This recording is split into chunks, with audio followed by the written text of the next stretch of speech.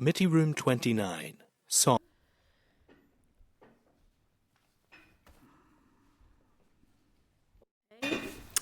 Welcome everybody to today's Infrastructure Committee meeting.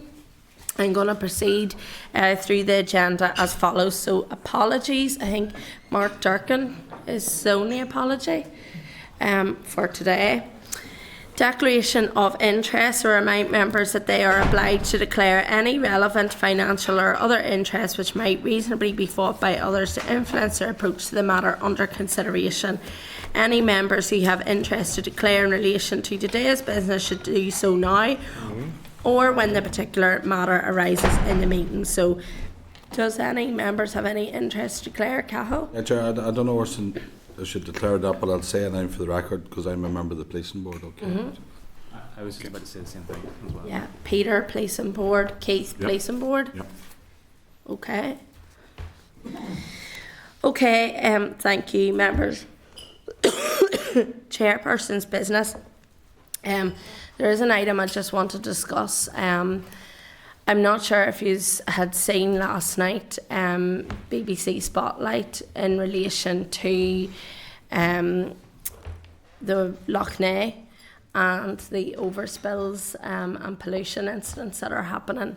If you did watch that programme, it's something we already know, that there is a real serious issue in terms of pollution there in Loch Ness, but it is particularly worrying when it comes to Northern Ireland water and what is happening, and that was referenced within the programme. If you haven't watched it, I would encourage you to. But I am proposing that contained within the programme was obviously reference to the fact that Northern Ireland Water have special dispensation, and that was referenced in this committee, and we discussed that as well. The Agriculture Minister has said that he's looking at whether those special dispensations should be removed in terms of the pollution incidents, particularly around Northern Ireland Water's overspills. So what I'm proposing is that we write to the Agriculture Minister, just seeking some clarity around that, and also if we write to the Infrastructure Minister regarding the concerns regarding the amount of overspills, and also to check and get some clarity around what that will mean for NI Water and what that will mean in terms of the budgetary position as well. Members, do you have anything you want to add to that, or are you in agreement? No, agreed. Chair. Do you think it's also worthwhile? I know, Keith, you had raised in the past just about the measuring of those and the data concerning it. Do you want to? From memory, Chair, I had asked the Minister twice on two occasions questions to know with the many volumes of overspills, numbers, discharge consent levels, all that, to get an understanding of the flow going into Loch Ness. But I was responded twice to say go back to NI Water as an operational, but I went back to the Minister again and I'm still waiting on a second answer. So he's refused to answer the questions, basically. Well, do you want to include that in our correspondence? We need to get an understanding of what NI Water is contributing to Loch Ness, and that's discharge consent levels, discharge figures, BODs, all those CODs, all those different levels of discharge. We need to know what they are. Yeah. To get an understanding. Yeah. It's really concerning what's happening there. And combined storm flows as well. It was another question I'd asked. Are members content with that? Cahill? Yeah, Chair, I'm content. I mean, it's just who we get the exact detail. Now, I know NIW have to report to the department, which is fine if they have that information. But I mean, I wouldn't mind including NIW in the letter as well to ask, because we need to know the exact. They're bound to be over it as well. So whoever we need asked to get the detail, include the two of them if that be the case. But I would imagine the NIW would have to report to the department, but let's try whatever way we can ascertain the information, okay? Yeah, so include NI Water in correspondence as well. I think that's fair. Okay, content with that? Okay, thank you, members. Item 4 is the draft minutes. At page 7, you'll see the draft minutes of proceedings for the meeting on the 29th of May 2024, and I'm seeking agreement that members are content that the minutes are true and accurate reflection of the meeting on the 29th of May 2024. If so, if you're happy, I'll sign the minutes. Content.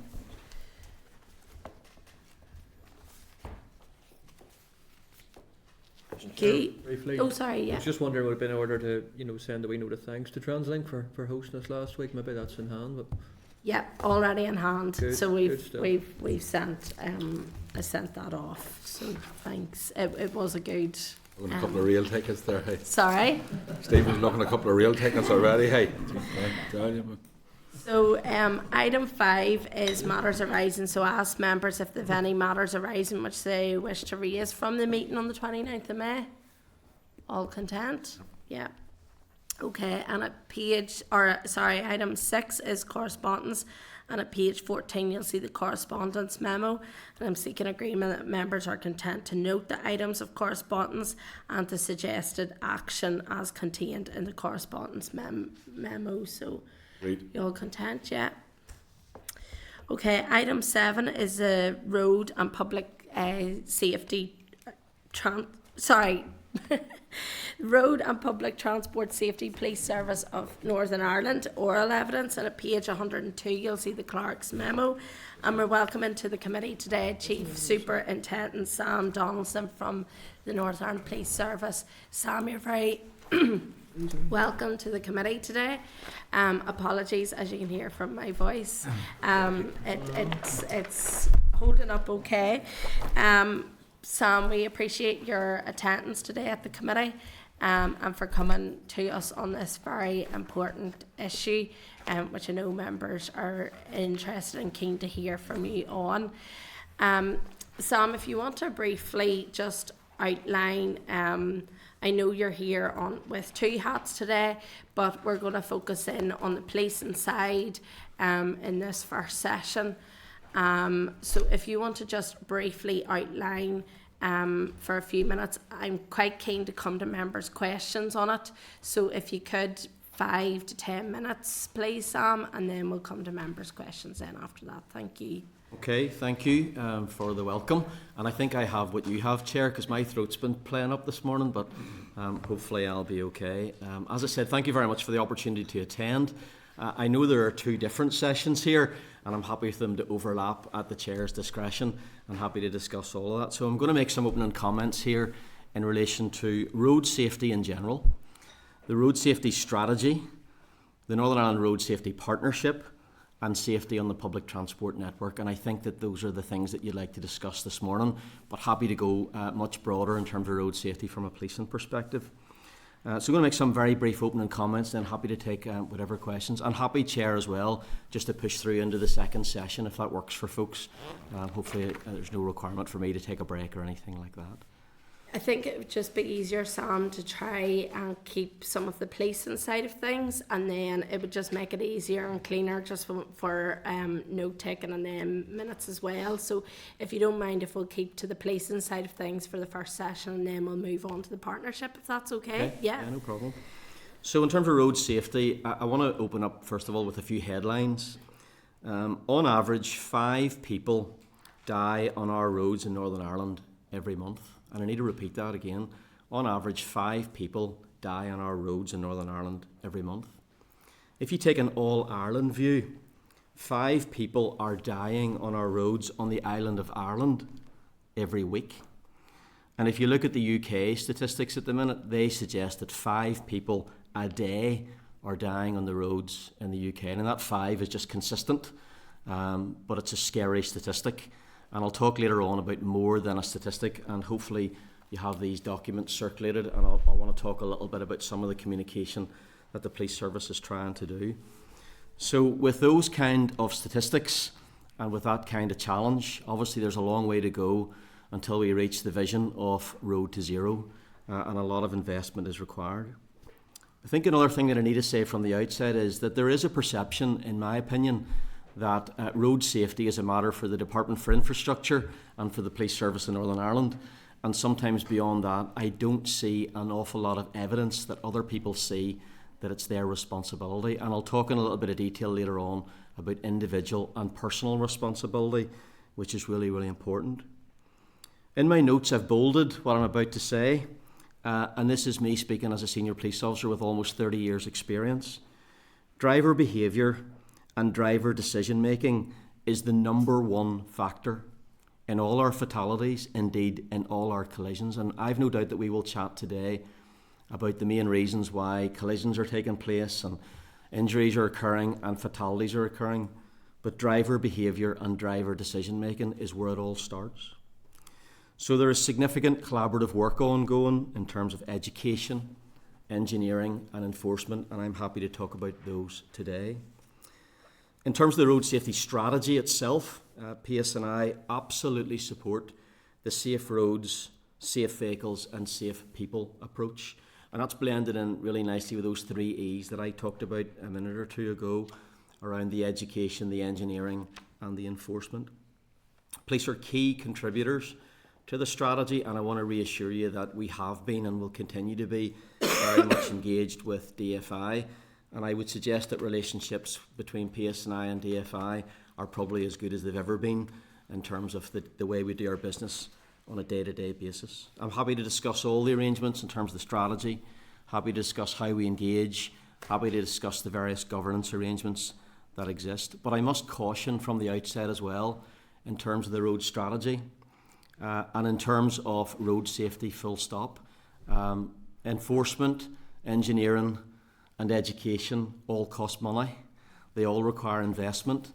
And perhaps we can discuss this later on, but I think it's no coincidence that 2023 was the highest number of fatalities for some years.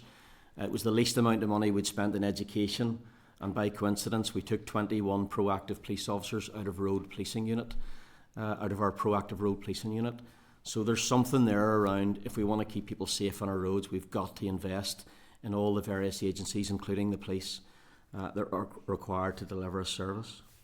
I was going to mention the Northern Ireland Road Safety Partnership, but I think I'll pause that for now, Chair, and I have a few opening comments about safety on the public transport network. Yeah. I think I'll maybe pause that as well and come back to those in the next session, if that's okay. That would be super. Thank you, Sam. I appreciate that.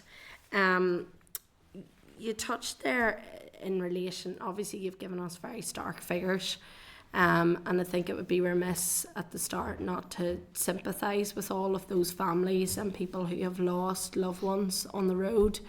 And as public reps, we know all too well what that, is like when you hear of a road traffic accident and the impact that has upon a community. You touched there in terms of enforcement and the difficulties around that, and we know that the difficulties that there are in policing at the moment as well. Can you touch a wee bit more on that? So you said there the 21 active police were taken out of the road safety branch. So what really does that mean in terms of on the ground enforcement? And we've seen a rise in terms of deaths. So obviously there's a clear correlation there. Yeah, well, so first of all, like you, Chair, I think that our hearts need to go out to the families involved here. And that's why our campaign is called More Than a Statistic. And for every single number that we talk about today, that's an individual, that's a family, that's a group of friends that'll never be the same again. And there are people out there who are picking up the pieces from this kind of thing. And already this year in Northern Ireland, 26 families have been through that experience, and that's horrific when you think about it. And I don't know everyone in the room, and perhaps someone in the room has been through that as well. But if people could realise the reality of a road traffic fatality and the impact that it has on a family at the time, and indeed for the rest of that family's duration, I think that mindsets would be changed. In terms of enforcement, I wouldn't want to come to the committee today and the committee to think that the PSNI are not delivering, or that we don't have enough resources to be able to police the roads. There are uniformed police officers in every single district, first and foremost, and whilst their immediate responsibilities are always to attend calls and respond to requests from the public, they do have a responsibility to tackle road safety as well. And there are a lot of operations ongoing on a day-to-day basis, speeding operations, inattention operation, things like that. So that's all going on across the districts, just to reassure you to that effect. From a specialist perspective, we still have a roads policing unit. There are about 170 people in our roads policing unit in total. I've definitely got what you have, Chair. There are about 170 people in the road policing unit at this moment in time. Some of them are in what's called our strategic unit, and the strategic unit is always on patrol on the motorway, and there's an obligation for us to have patrols on the motorway to keep the motorways clear and to respond to incidents. We then have what we call our road policing interceptors, and they are proactive teams. So they try to tackle road safety matters, and they also try to tackle criminal matters on the road. So there are a lot of mobile organised crime gangs now, so they try to intervene in those circumstances. We have a collision investigation unit as well, and the collision investigation unit, as the clue is in the title, they respond to all our fatal road traffic collisions. That's a very traumatic job, but we have a small team and we have professionalised them and they do that. And then we have a small team of officers who are responsible for the development of policy, engagement with DFI, engagement with partners, delivery of traffic management, delivery of road education and things like that. So to go right to your question, Chair, last year was a particularly difficult year for the police service from a financial perspective, and this year is going to be a particularly challenging year as well. We're about £141 million short this year. But last year we had no choice but to reduce the number of officers that were in road policing roles. So 1 inspector, 2 sergeants and 18 constables were removed from proactive roles. So that's the interceptor role that I talked about earlier on. So they're not tied to the motorway, they're not tied to the strategic road network. They have the flexibility to be able to go to various locations and tackle road safety concerns and areas where the community, for example, have raised issues. So whilst 21 posts were removed, we still have proactive officers based in Sprucefield, Maydown, Omagh and Enniskillen. So be assured that there are still 4 teams there. But my plea would be that if you really want to tackle road safety, then we've got to reinvest in road policing officers. And I'll conclude the question with a figure. That figure of 170 road policing officers, we're exactly 10% less road policing officers than we were in the year 2014. So over the last 10 years, there has been a 10% reduction. Thank you for that. In terms of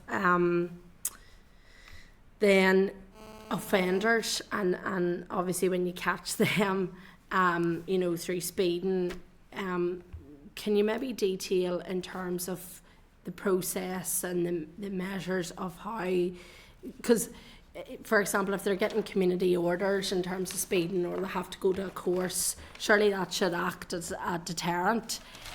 So can you just detail the levels of penalty then in relation to drivers, and do you think that those should be strengthened, and do you think that they are a sufficient deterrent for people on the roads? So in terms of road policing related offending, if you allow me to use that term, I'm talking everything here from speeding, drink driving, careless driving, construction and use as we call it. So that's about defects in vehicles and things like that. In terms of all of that, we're consistent in terms of about 40,000 detections by police officers in any 12-month rolling period. It's slightly down if you look at the last 12 months, and I think that's related to the fact that we now have less police officers on the ground, and therefore I think it's inevitable that the detections will slightly go down. So you're talking about 40,000 detections. Over and above that, I'll talk about the Road Safety Partnership later on. Last year there were 80,000, almost 80,000 detections for speeding alone by the road safety vans, and I'll explain how that works later on. But if you can imagine, that's 120,000 detections in a year for road-related breaches of the law. And as I said earlier on, that's drink driving, speeding and all of those. So I think your question is around what happens at that point, first and foremost, and then the outcomes. So there are 3 very, very basic outcomes. You can go on a speed awareness course, and I'm not going to ask for a show of hands as to who's been on a speed awareness course. But if you're over the speed limit, but you're not too far over the speed limit, and I can't remember the exact figure now, you get offered the opportunity to go on a speed awareness course. and some people in the room may have availed of a speed awareness course. The feedback from the speed awareness courses is very positive. People seem to learn, people seem to recognise the risks, and in case I neglect to get it to mention it later on, we are looking at the possibility of introducing speed awareness before you get caught. So that's one of the things that we're thinking about as a concept now. So rather than put people through that course at the point when you've been doing 45 miles an hour in a 30, is there any way that we can invest up front and try and do that? I don't have the money to do that right now, but it's one of the things we're thinking of. So speed awareness is the first thing. You can get a fixed penalty notice as well, and the fixed penalty notice will be a fine, and that can be issued as a result of being caught. And I'll use your term. I know some people don't like us using the term caught, but I think it's a very natural term. So if you're caught by the speed vans or you're caught by a police officer, you can get a fixed penalty notice. You can pay the fixed penalty notice. If you pay it in a specific period of time, it's a lesser fee. If you pay it in a longer period of time, the fee rises. If you don't pay it at all, the third option then arises and you can go to court. So those are the three options in terms of outcomes. Obviously, it's at the discretion of the court in terms of the offender. You have everything from first-time offenders right through to people who have literally hundreds of road safety-related detections, and that's a matter for the court in terms of the outcome. I think you asked me as well, Chair, do I think that the fines are great enough? Well, I would not be doing the police service or myself any justice if I came here today and said the deterrents are sufficient. I do not think they are. I think in terms of the fixed penalty notices, it's a long time since the fee rose, and we've already been having some early conversations with DFI around that. We actually have a control strategy for 24, 25, and on the control strategy we've simply written explore the possibility of an increase in the fines and the fees for fixed penalty notices. And I know that that will not be popular in the community, especially at this time, but there's something here around the penalty notices. And then in terms of the courts, I have to say I am frustrated at times, but I have to be respectful to the courts because there's a whole lot more than meets the eye than just one individual standing in front of a court. But sometimes it is very, very frustrating when people who have been caught, again I'll use that term for example, disqualified driving, who are repeatedly caught for disqualified driving, and sometimes I think the consequences are insufficient. And if the consequences are insufficient in my mind, perhaps the consequences are insufficient in your mind, maybe the consequences are insufficient in people's minds. And it takes me back to the comment I made at the start about driver decisions and driver error. And sometimes I think the biggest issue of all on our roads, and I would like to talk about this if possible, is people don't realise the consequences. People absolutely don't think it's ever going to happen to them. And even if they get caught speeding, I sometimes think people see breaking traffic laws as something that is lesser than breaking criminal laws. I think if you were to ask the average member of the public, which of those is the most serious? So is it more serious speeding, or is it more serious assaulting someone? I think that the vast majority of people would say, oh, absolutely, if you're involved in disorder or an assault, that's much more serious. They're all breaches of the law, and they all carry significant consequences. And there's something in my mind around trying to get people to see the consequences. And so just picking up on that, in terms of the penalties, what do you think they should be? What increase would you like to see if you were to put a figure on that?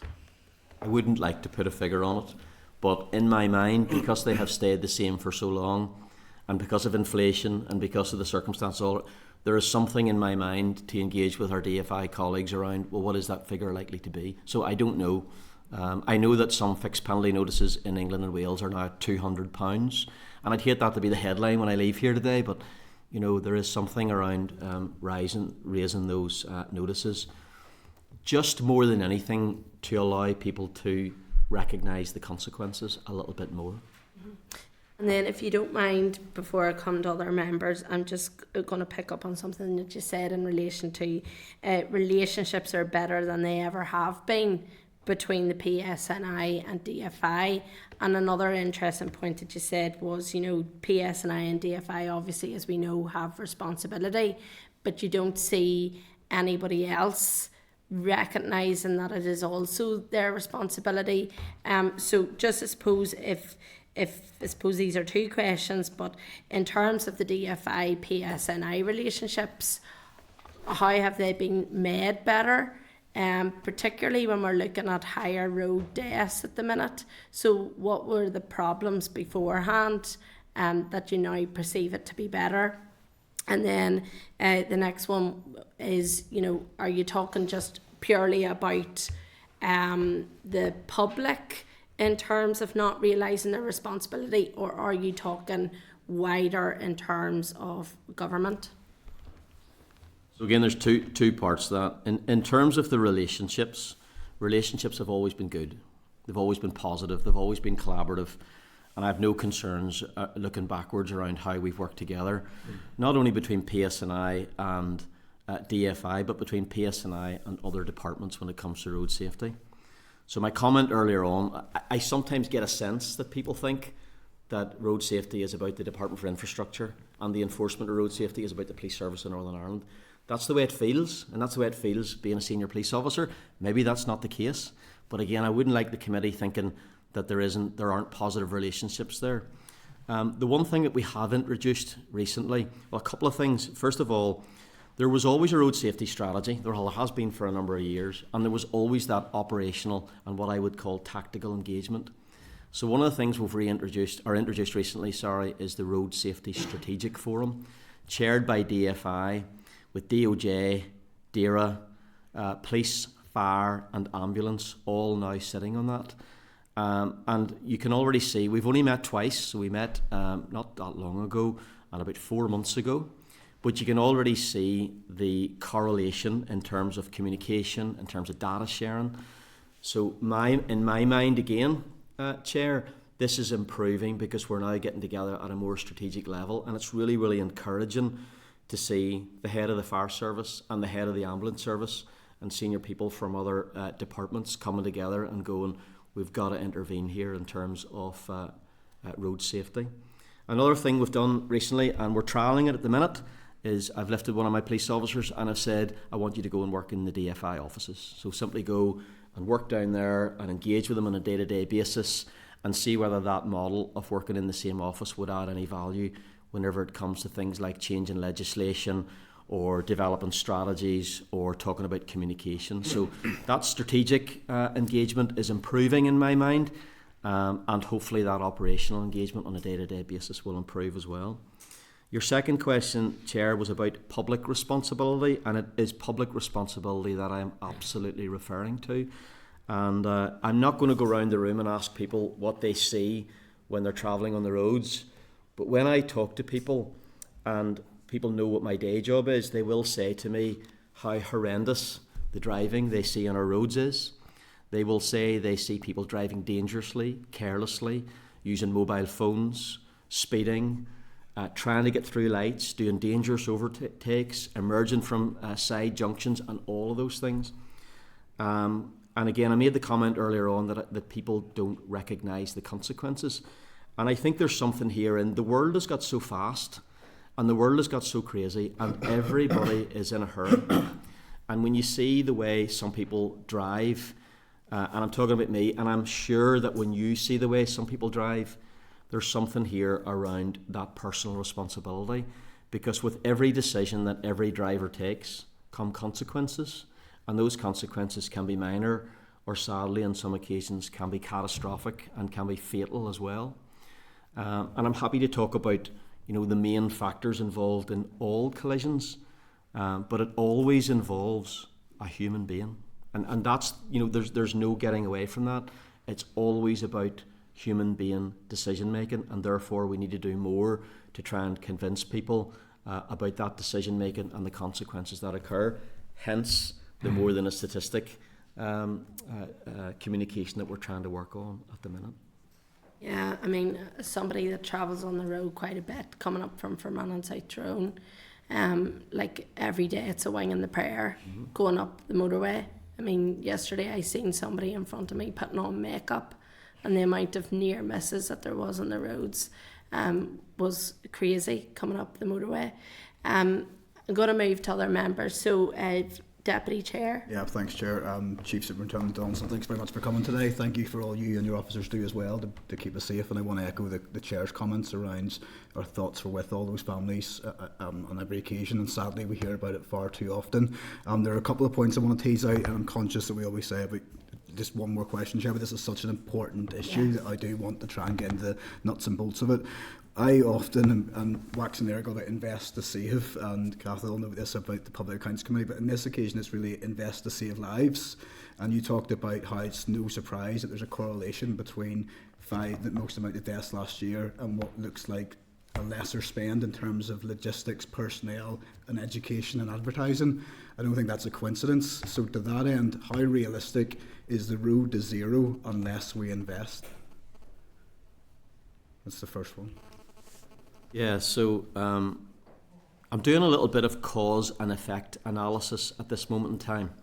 So if you go back 50 years, and this is a fact, on average in the 1970s, 314 people died on our roads each year in the 1970s.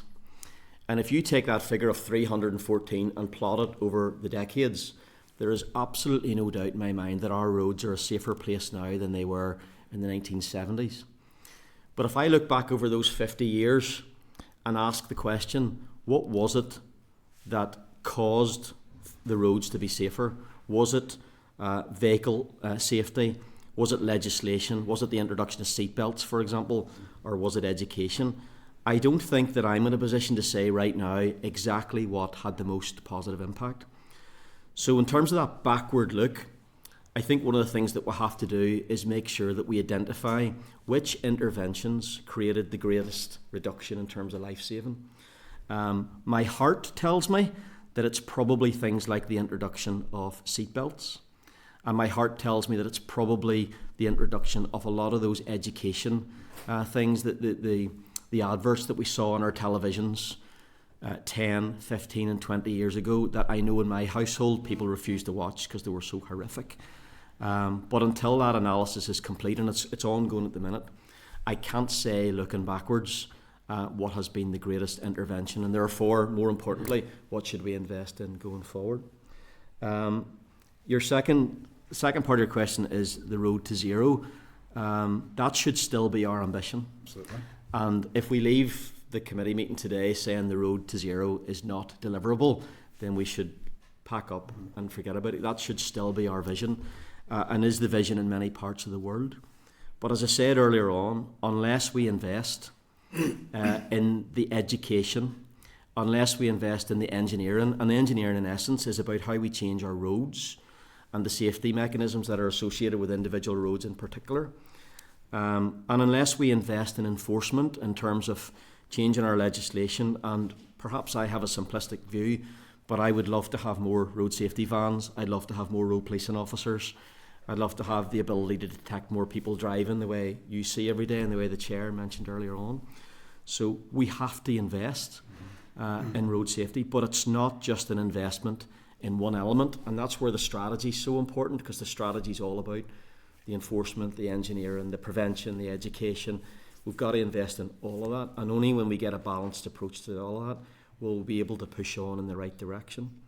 When you look at the figures over the last 5 years in particular, there's no doubt if you plot it from 1970 and you keep coming decade after decade, year after year, it drops away down until about 2010.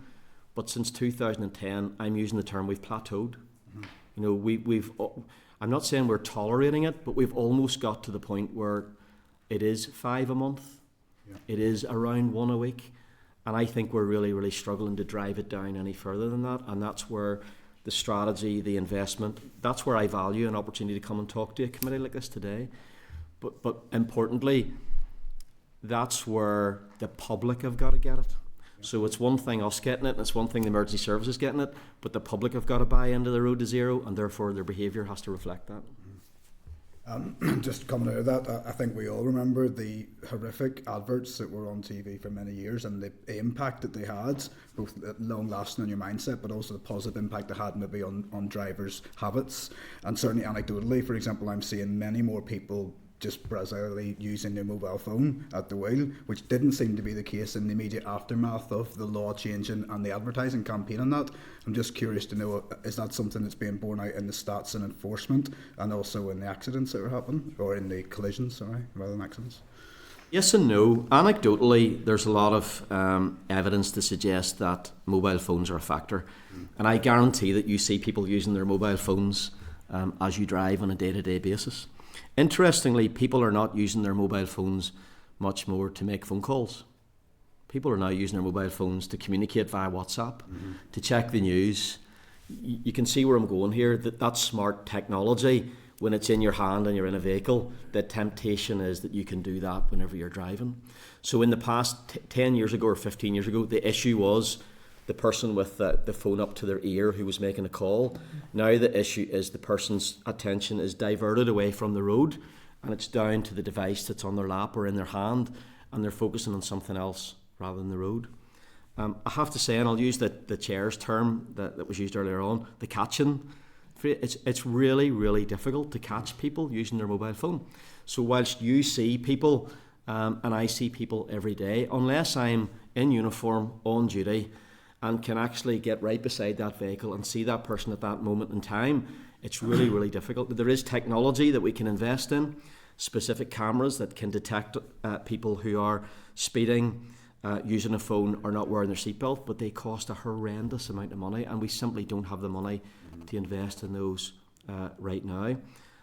There's something here about education, but more importantly, I think that the answer to the mobile phone issue that we have probably lies in the vehicles, probably lies in the manufacturers, and probably lies, in my view, and this is just my humble opinion, in mobile phones being, well, I don't know what the right technical term is, but when you get into a vehicle, you should not be able to use your mobile phone. That's the answer. And I'll finish, and this is a really important point. There's a lot of international research now that is now suggesting that using a mobile phone, even to make a call, distracts you from the road. And again, I'll ask the committee, have you ever travelled from location A to location B, been on the phone the entire time, and you're unable to remember the journey because your focus has been on that conversation? And it may be a family emergency or it may be important business, but you're not 100% focused on the road, and that's the issue that we have. So we have a culture of phone usage, but we need a really broad technical solution in my mind to fix that and to actually stop people doing it, as opposed to trying to catch people who ignore the advice and continue to do it. Absolutely, and I do think there's a place as well for the department to do and get more involved in advertising and education with the young people as well, because it's somewhere I think they can make such an impact. The final thing is just you referred to social driver responsibility, and I think absolutely every one of us agree with that. I live out in the countryside, as I'm sure many of the members do as well, and you talked about the enforcement on the motorways, which in comparison to what I see on a daily basis in the countryside, it's light and day. I mean, some of the driving that you see, particularly this time of year when there are tractors on the road and grass cutting going on, is horrific.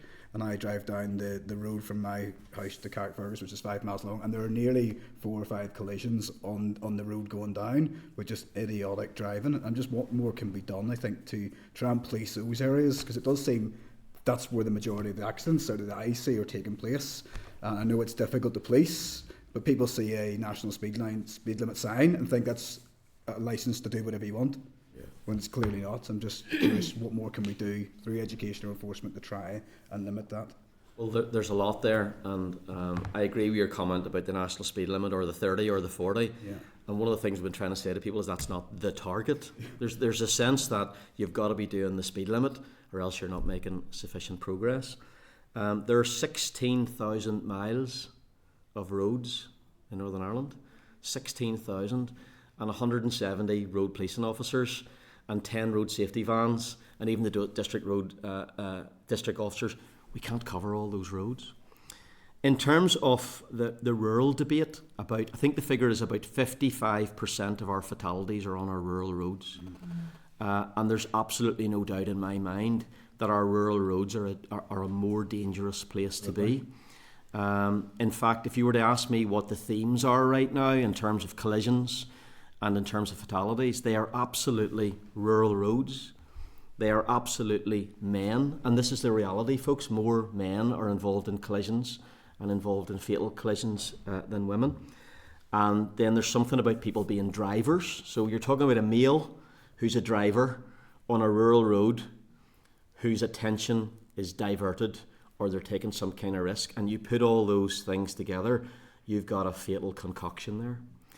And your question is around what more can we do? Well, again, with more road safety vans and with more police officers, I can enforce more and I can catch people more, but we've got to introduce the other elements as well. So that's the other 2 E's. We've got to educate more, and if those are the themes, and you'll see some of the more than a statistic stuff, and I don't know where, Chair, it's appropriate to refer you to this document right now just to talk about some of the themes, but we've got to educate people around the risks that exist on a 60-mile-an-hour road, which is perhaps pitch dark with other vehicles, with the rain coming down, and an inexperienced driver is taking a risk, maybe on a mobile phone at the same time, and they're doing 55 or maybe even 65 miles an hour. It's such a high-risk activity.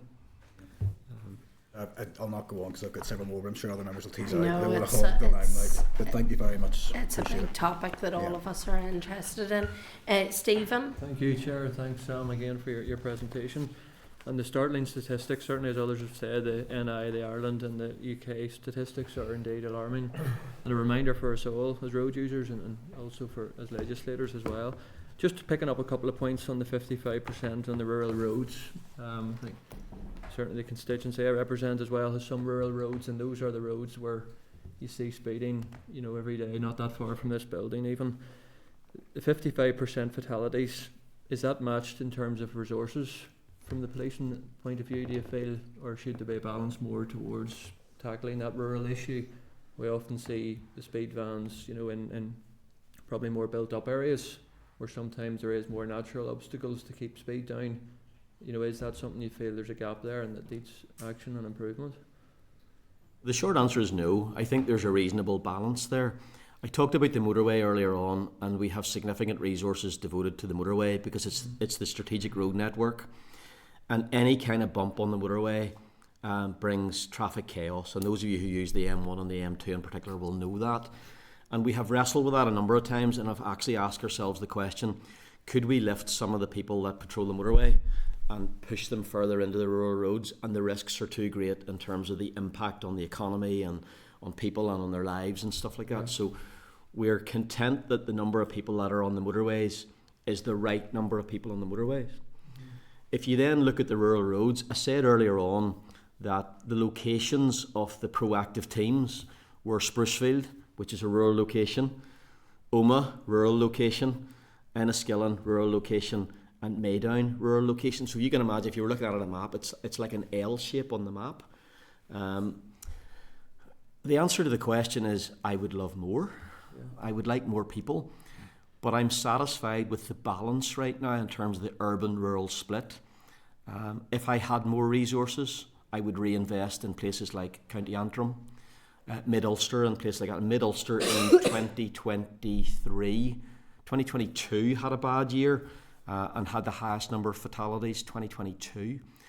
But when I look at the locations of the speeding vans or the road safety vans, there are permanent sites and temporary sites across all of the districts. They're very well balanced, and I'm content that there's a good balance urban-rural. What I would like is to be able to put more. And I think when I was down at the board, and Cal, I know you were at the board, I think it was somebody at the board, or maybe it was somewhere else, said to me, how many road safety vans would you like? And I said, if money wasn't a problem, I would have a road safety van on every single road in Northern Ireland, and I would catch people speeding on every single road in Northern Ireland every single day. So that's the answer. Yeah. But that's where it's important then to work with partners. No, I appreciate that, and it links back to the volume as well of cars. The motorway and the big roads and so on. Just a couple other points in terms of, be keen to hear your assessment. Obviously, roads budgets have been cut over recent years as well, and roads maintenance. Many of our roads are in poor condition. We see warning signage not maintained, crossings faded regularly, sidelines blocked at key important busy junctions. What impact do you feel that has had on the statistics and fatalities and road injuries? Yeah, so first of all, I have no evidence to suggest that the condition of any road has caused a fatality. I need to be really clear around that. I wouldn't want you leaving here today or me walking out the door with you thinking that I had communicated anything to the contrary. Now, there were a couple of fatal collisions on the M1 motorway where the speed limit was reduced to 50 for a period of time, and there was an assessment done around whether the curve was correct on the motorway. Those are the only two that I can think of. But your question is not just around fatal road traffic collisions. So I don't have any statistics, nor do I have any data that would suggest that the state of the roads is causing collisions or serious collisions or fatal collisions. But I will say this, and I'm speaking as an advanced driver, when I'm driving on the roads, because of the state of some of our roads, my focus sometimes goes to the road as opposed to going to the environment that's around me. And maybe there's something there, and perhaps other people may have a similar view, where instead of lifting your eyes and looking at the traffic and the junctions, you're worrying about whether there will be a pothole on the road. So there is probably an anecdotal impact there, and I'm sure people could give evidence to that effect, but I want to reassure that there is no statistical evidence to support that, particularly when it comes to fatal road traffic collisions. Okay, and just one more briefly, just back to the road safety advertising. I recently asked the Minister just around spending, and it was quite alarming, over 1.4 million spent in 21-22. That reduced to 470,000, 23-24. And the hard-hitting TV adverts, I think, is that something, if money became available, you would like to do beyond TV, also onto social media platforms, and also just in terms of school visits? I know that does still happen, but maybe you could just touch upon that more. I recall even my own school, when the car arrived upside down, the effect of that, having fire and yourselves there at schools, was very effective for young drivers. Is that still a priority for yourselves? So we're talking about education here, Yeah. and we're talking about prevention. So the Road Safe Roadshow is an award-winning a vehicle, for want of a better term, that goes from school to school. And those of you who have not seen the Road Safe Roadshow, I would encourage you to, if it's ever in a local school, go and see it. Has that been impacted on the reduction in the budgets? No, the Road Safe Roadshow has not, but the Northern Ireland Road Safety Partnership, which I know you want me to talk about later on, is now sponsoring part of the Road Safe Roadshow, because the policing budget had reduced, and because I'm both a police officer and the chair of the Northern Ireland Road Safety Partnership, I asked the Road Safety Partnership would they sponsor the Road Safe Roadshow, and that was agreed. So the number of roadshows being delivered has not been affected, and the education at that level is therefore continuing. If money wasn't a problem, would I like to see those hard-hitting adverts? Absolutely, I would like to see them. I'd like to see them on televisions. I'd like you to hear them on the radio. I'd like you to see them on the ad shells. And I have to confess, and maybe this is the time to draw you to this document, because there was a gap last year in terms of DFI investment, or DFI expenditures, maybe is a more accurate term. Last July, I was appointed the Gold for PSNI, which effectively means it's my responsibility to come up with a plan for road safety. And I asked our strategic comms people to come up with a brand new approach to education and communication. And they came up with a couple of things. So if you flick through that document, and it's in front of you there now or later, you'll see two particular concepts.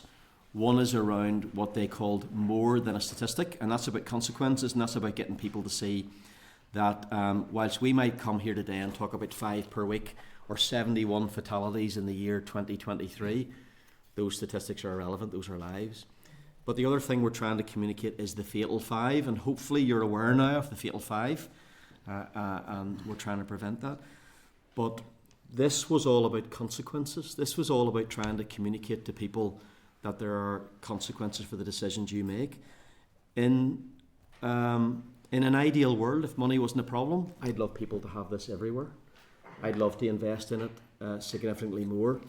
And when I was down with DFI last week and we had our strategic meeting, we simply agreed that the communication and education that DFI do must be amplified by PSNI and by partners. And the communication that PSNI do must also be amplified by partners. So we just need to be careful that we are not all going off trying to do separate pieces of education. I'd love to see those back. I'd love to see an investment in those. and I'm pretty sure that the cause and effect analysis that I mentioned earlier on will probably show that whenever those were rolled out, the number of fatalities went down. Yeah, no, thanks, Sam. It's certainly very effective messaging in there. Thanks, Chair. Thank you. Do you have a number of members that are obviously wanting to ask questions? I don't want to curtail things too much because it is a very vital conversation that we're having, but if you don't mind, there's a number of members and I don't want to take up too much of your time either. I could stay all day. Honestly, I'm happy to stay all day. Unfortunately, this room will be needed for another committee, but Keith... Okay, thanks, Chair. I'll try and go through these questions as quickly as I can, and I'm conscious I'm going to start talking about stats, and stats are more than numbers on a page of people's lives and impact. I'm totally appreciative of that. Just through the policing board, I'd asked some questions with respect to areas across Northern Ireland, the districts and the numbers which I've got in front of me. I appreciate other members have not got that. The stats, I presume, are a calendar year, not a financial year. Depends which stats you have in front of you. Well, numbers basically. It could be calendar or financial. Okay, so I'm looking, unfortunately, and I'm just going to say this, unfortunately you're correct with your stats with respect to 5 every month, unfortunately. And if you look at 26 to date, you're on target, and that's a bad way of putting it, but unfortunately you are. My question is about causation factors, okay? Sometimes, and it doesn't matter how a person loses their life, unfortunately they've lost their life, okay? But there's a narrative that it's the road, it's the road, it's the road. Now, these figures, looking from 19, 20, 21, 22, and for the purpose of everybody else, year 2019 was 56, 2020 was 56, 21, 50, 22, 55, and 23, 71, which is a total of 288. And physical stroke road out of 288 was 4. So these figures backs up your point. It's not the road. Everybody's saying it was the road's fault, and the road can be probably a causation to a degree. So I suppose my question is, how do you get in the mindset that we can't blame the road? It's the person with the right foot on this here. How do we get that message across? Well, it's back to the ease that I talked about earlier on, and we can do all the engineering we want and make every single road as safe as we possibly can, to the point where it's almost like a bowling alley where you have buffers either side and they can't bump into each other. That's not physically possible. We can't invest. We don't have the money to have roads like that. Therefore, it's about that education and it's about that enforcement. And one of the key things I've been trying to say over the last year and a half is sometimes people hone in on a specific road being the most dangerous. And the A5 is a really good example, because I hear people saying, making throwaway comments like the A5 is the most dangerous road in Northern Ireland, or the A5 is the most dangerous road in Ireland. I take the view that every single road is dangerous. So the road you live on, or the road you take your children to school on, is equally as dangerous as the A5. In terms of causation, I have them in front of me here for last year. So these are the top 5 causation factors for KSIs. Number 1, KSIs is killed and seriously injured, by the way. Inattention, so that's part of our fatal 5 around the careless driving. Number 2, alcohol and drugs, so that's somebody who's impaired and unable to make good decisions behind the wheel of a vehicle. Number 3 is overtaking. Number 4 is driving too close. And number 5 is emerging from a minor road. And I looked those up the other day with the intention of coming here and communicating those to you again. But let me read those 5 to you again. And what I'd ask you to do is realise every one of these is about a driver making a decision. Inattention, alcohol, overtaking, driving too close, and emerging from a minor road. Not one of those is about the state of a road. Not one of them is about the amount that you may get fined if you get caught doing it. Every single one of them is a decision that a driver has taken on a road with consequences for themselves and, sadly, consequences for another road user as well, whether it be a driver or a cyclist or a pedestrian. So to go back to the question, it is about simply more education, more enforcement, more consequences. Okay, I'll try and roll this question. 2 more, and that's me. There was a road safety event held recently in Dungannon, Cookstown, Mackerfeld. I went to the Dungannon one and was very disappointed with the not police obviously, but the amount of people that turned up. It was embarrassing, and considering where it was at Dungannon, the A5, people refer to the A5 issue, and I'm not taking away the deaths on the A5 or any deaths, but I was disappointed the amount of people turned up to that. Very disappointed. But to be fair, police ran it. It was good, the little video. It was a very, very good event. But my sort of two questions are vehicle checkpoints. Several years ago, there was vehicle checkpoints more regularly. And whenever people went out on the road, there was a possibility were stopped for whatever reason. Therefore, it put people, well, police is out, you can't misbehave, whatever. Is there any correlation between the reduction in vehicle checkpoints? Because you don't do vehicle checkpoints the same. They're not there. That's number one. And two, what country in the world has got it right, or is better than we're doing it? Okay, so you alluded to the A5 there, and I will give you a scary statistic from the A5. Since 2007, there have been 40 fatal road traffic collisions on the A5 with 48 fatalities. So 40 collisions that involve fatalities with 48 people dead. So again, I wouldn't want people thinking that Sam came today and he dismissed how dangerous the A5 was. It is a dangerous road, as many, many other roads are dangerous. The VCP thing is something that I've never thought of, to be honest. But what I will say is, when I joined the police service nearly 30 years ago, there were 13,500 police officers. And getting people on the roads and doing VCPs and stopping people was a lot easier than it is now, with around 6,300. So there are definitely challenges there in terms of our generic visibility, full stop, never mind our ability to do VCPs. We do have powers around drink driving and stuff like that, where the duty inspector in any area can give authority to do VCPs for drink driving, but we certainly don't do the same amount of VCPs that we used to, and we therefore don't have the same footprint that we have on the roads. Nonetheless, we do have a lot more investment in ANPR technology and CCTV technology and gantry technology and stuff like that. So some of that plays a part as well, and we do have access to that as well. I can't remember the second part of your question. What country in the world is doing it better? I'm not saying we're doing it badly, but doing it better, or doing it right, or got it right. What can we learn from that? So I don't think any country in the world has cracked this. And I've actually got somebody working on this at the minute, doing a little bit of international research. People would quite often point to Scandinavia and would say that they've got it right. Maybe they have. I'm not convinced. Sometimes people point to other parts of Europe as well and say that they've got it right as well. But I don't think there's anywhere in the world that has absolutely cracked this. And that's evident from the research that has been ongoing for a number of years now, because I'll say it in really simple terms. If somebody had cracked it and somebody had got it right, and there was a country that had managed to get to zero, we'd all be going there and we'd all be looking at it.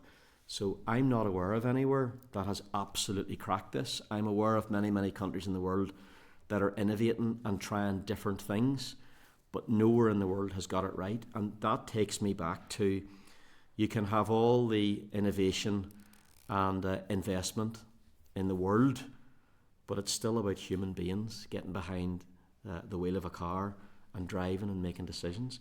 Maybe there's something in the longer term around driverless vehicles, and it'll be interesting to know or to see whether that reduces the number of collisions or increases the number of collisions. But with that kind of technology comes a lot of risk as well, and with electric vehicles comes a lot of risk as well. So to answer your question, I don't think anywhere in the world's got it right now. And if you pick up anything when you're doing your international research, I'm keen to hear it. Okay, Keith. Thank you. Thank you. Likewise, if you pick up anything in terms of your international research, we'd be really grateful to see that as well as a committee. Cahill? Thanks, Chair. You're welcome back. I mean, I reflect my own constituency, especially in the month of November. The Malden community was devastated with the people killed outside Newry there, and how the community rallied around them in the GA, and then you presented to me on a Thursday, and by the end of the weekend there was 5 people killed in Newry and Armagh in terms of a single car accident and also a pedestrian knockdown. So it's just, I've been on this committee a number of years, and we've tried a number of different things.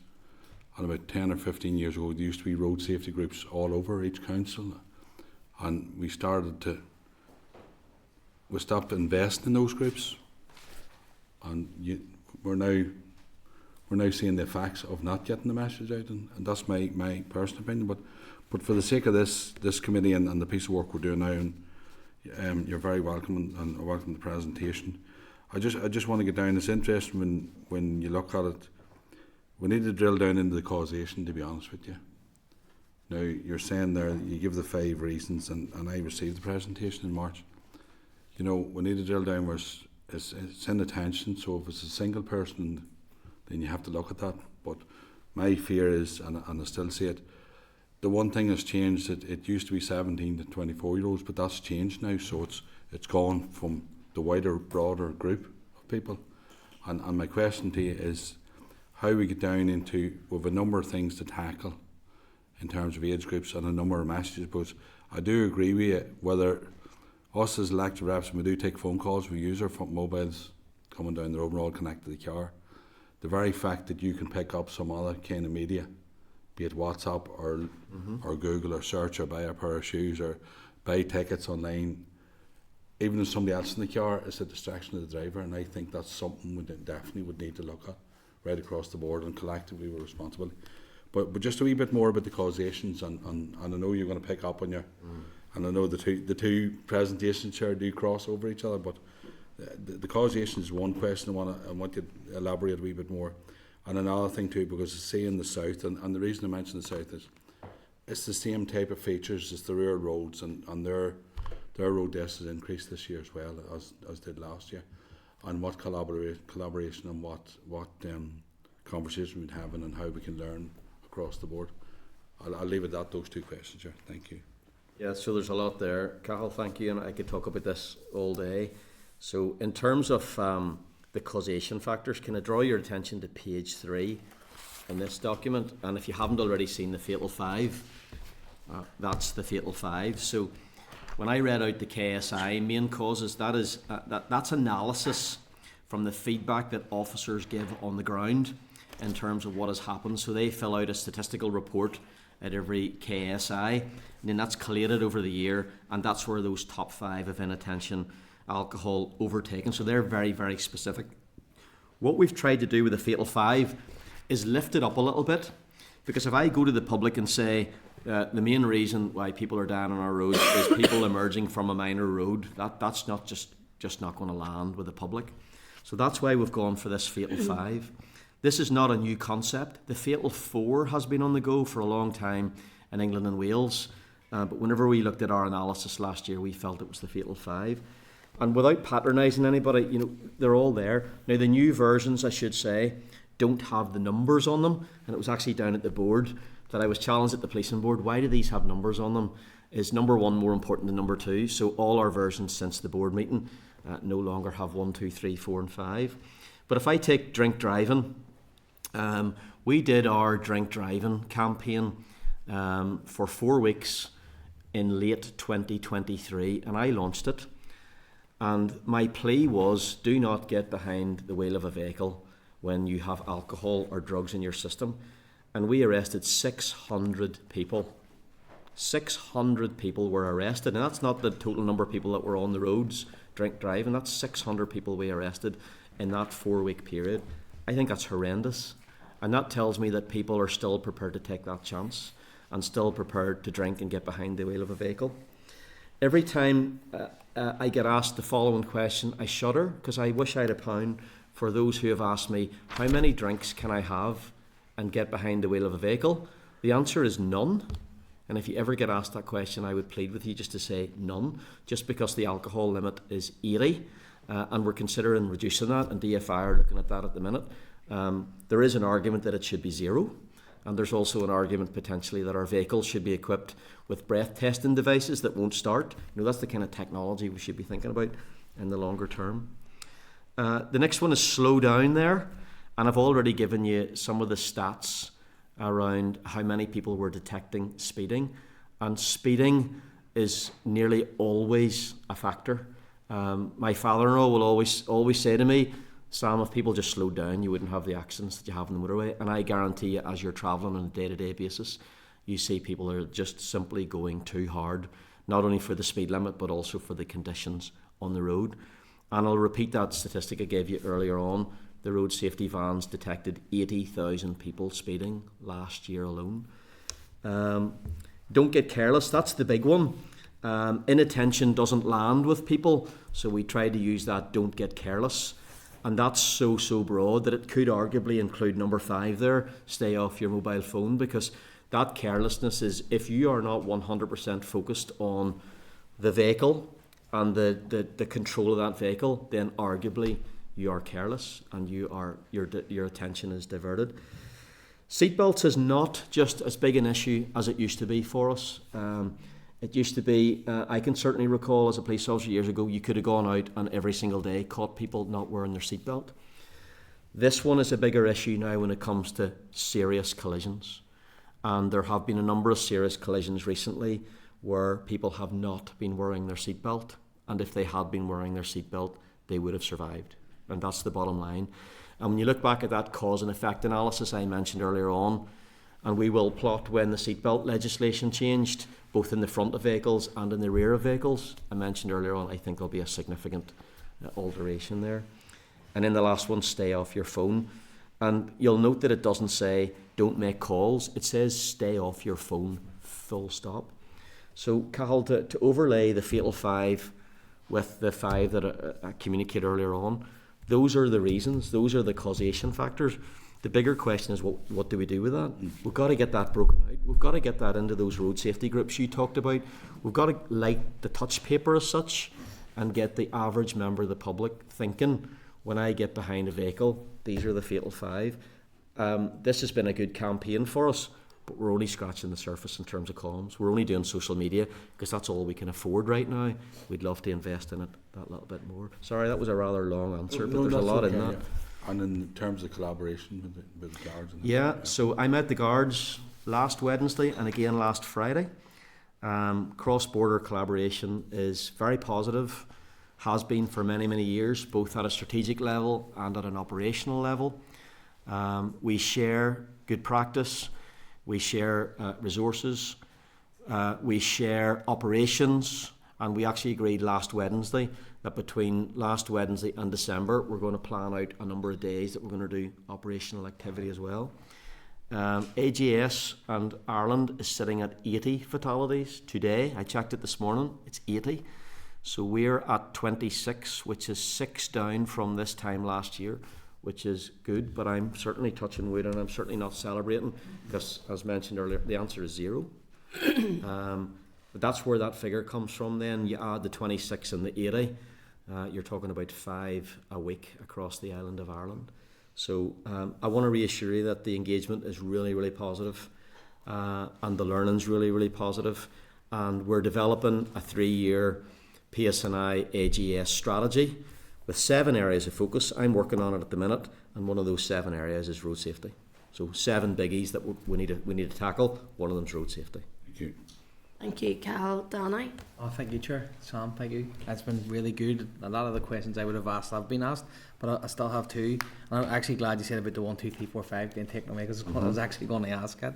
But see, as far as like the drink and drugs, in that sense, that message you would like to think, I thought there's nobody I know in my life would take a drink and go into the car. I don't think we could say that, I suppose, for maybe looking down on a mobile phone. Is there, like, within the comms, is there a message there for, like, if your eyes off the road for X amount of time to send a text message or read a WhatsApp message, that's equivalent of 6 pints of that tape? Would that be sort of a statistic? I'm not sure. I've never thought about it before, to be honest. It may confuse the messaging, but there's maybe something there for us around comparing and contrasting. From a drink driving perspective, there are 2 types of people that are drink driving on our roads. There's the people who blatantly do it, knowing that they're drunk and knowing that they shouldn't be behind a vehicle. And then there's the others who are not quite sure how much alcohol they've consumed. Maybe careless is the right word there. You know, they get behind a car and they're driving and their mates might know, they may have an idea, but they're careless in terms of how much alcohol's in their body. They're equally as dangerous on the roads. I don't know. I'll take that away and have a think about it with our comms people. And like maybe even I suppose the day after, the night before. Yes, a factor in it. So it still is a factor. Yeah. And you talked earlier on about VCPs, and certainly my experience of being a police officer for many, many years. And there's another police officer behind me at the back who would have a similar one. A lot of people are still drunk the morning after. A lot of people will think that by the time they get in a vehicle at 8 o'clock to go to work or whatever that they've dropped down, they might be actually higher at that point than they were when they stopped drinking at 3 or 4 o'clock in the morning. So that's part of our communication. I don't have the figures in front of me in terms of those 600, how many of them were evening time and how many of them were morning.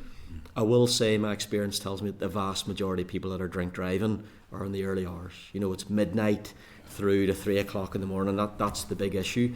And we've actually talked to the guards about trying to do joint operations and stuff like that. But that's not to say that people aren't drink driving at 3 p.m. or 8 a.m. on the way to work. So that's all factored into our patrols and stuff like that and how we do that. And it absolutely has to be part of the communication as well.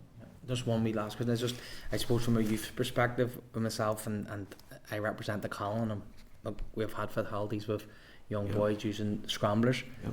A new one that I realised this Christmas, and it still would be the electric motorbikes. You can't hear them, and they're flying about in them as well. And then the scooters, are you finding that's a problem that's growing within our young people using electric scooters and the motorbikes? Particularly that motorbike one really does scare me. Yeah, so I alluded to electric vehicles earlier on, generally speaking, and the risk is you can't hear them coming.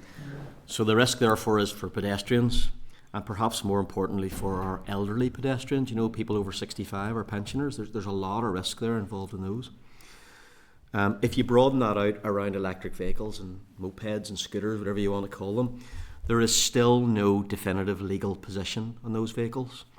So they are arguably motor vehicles.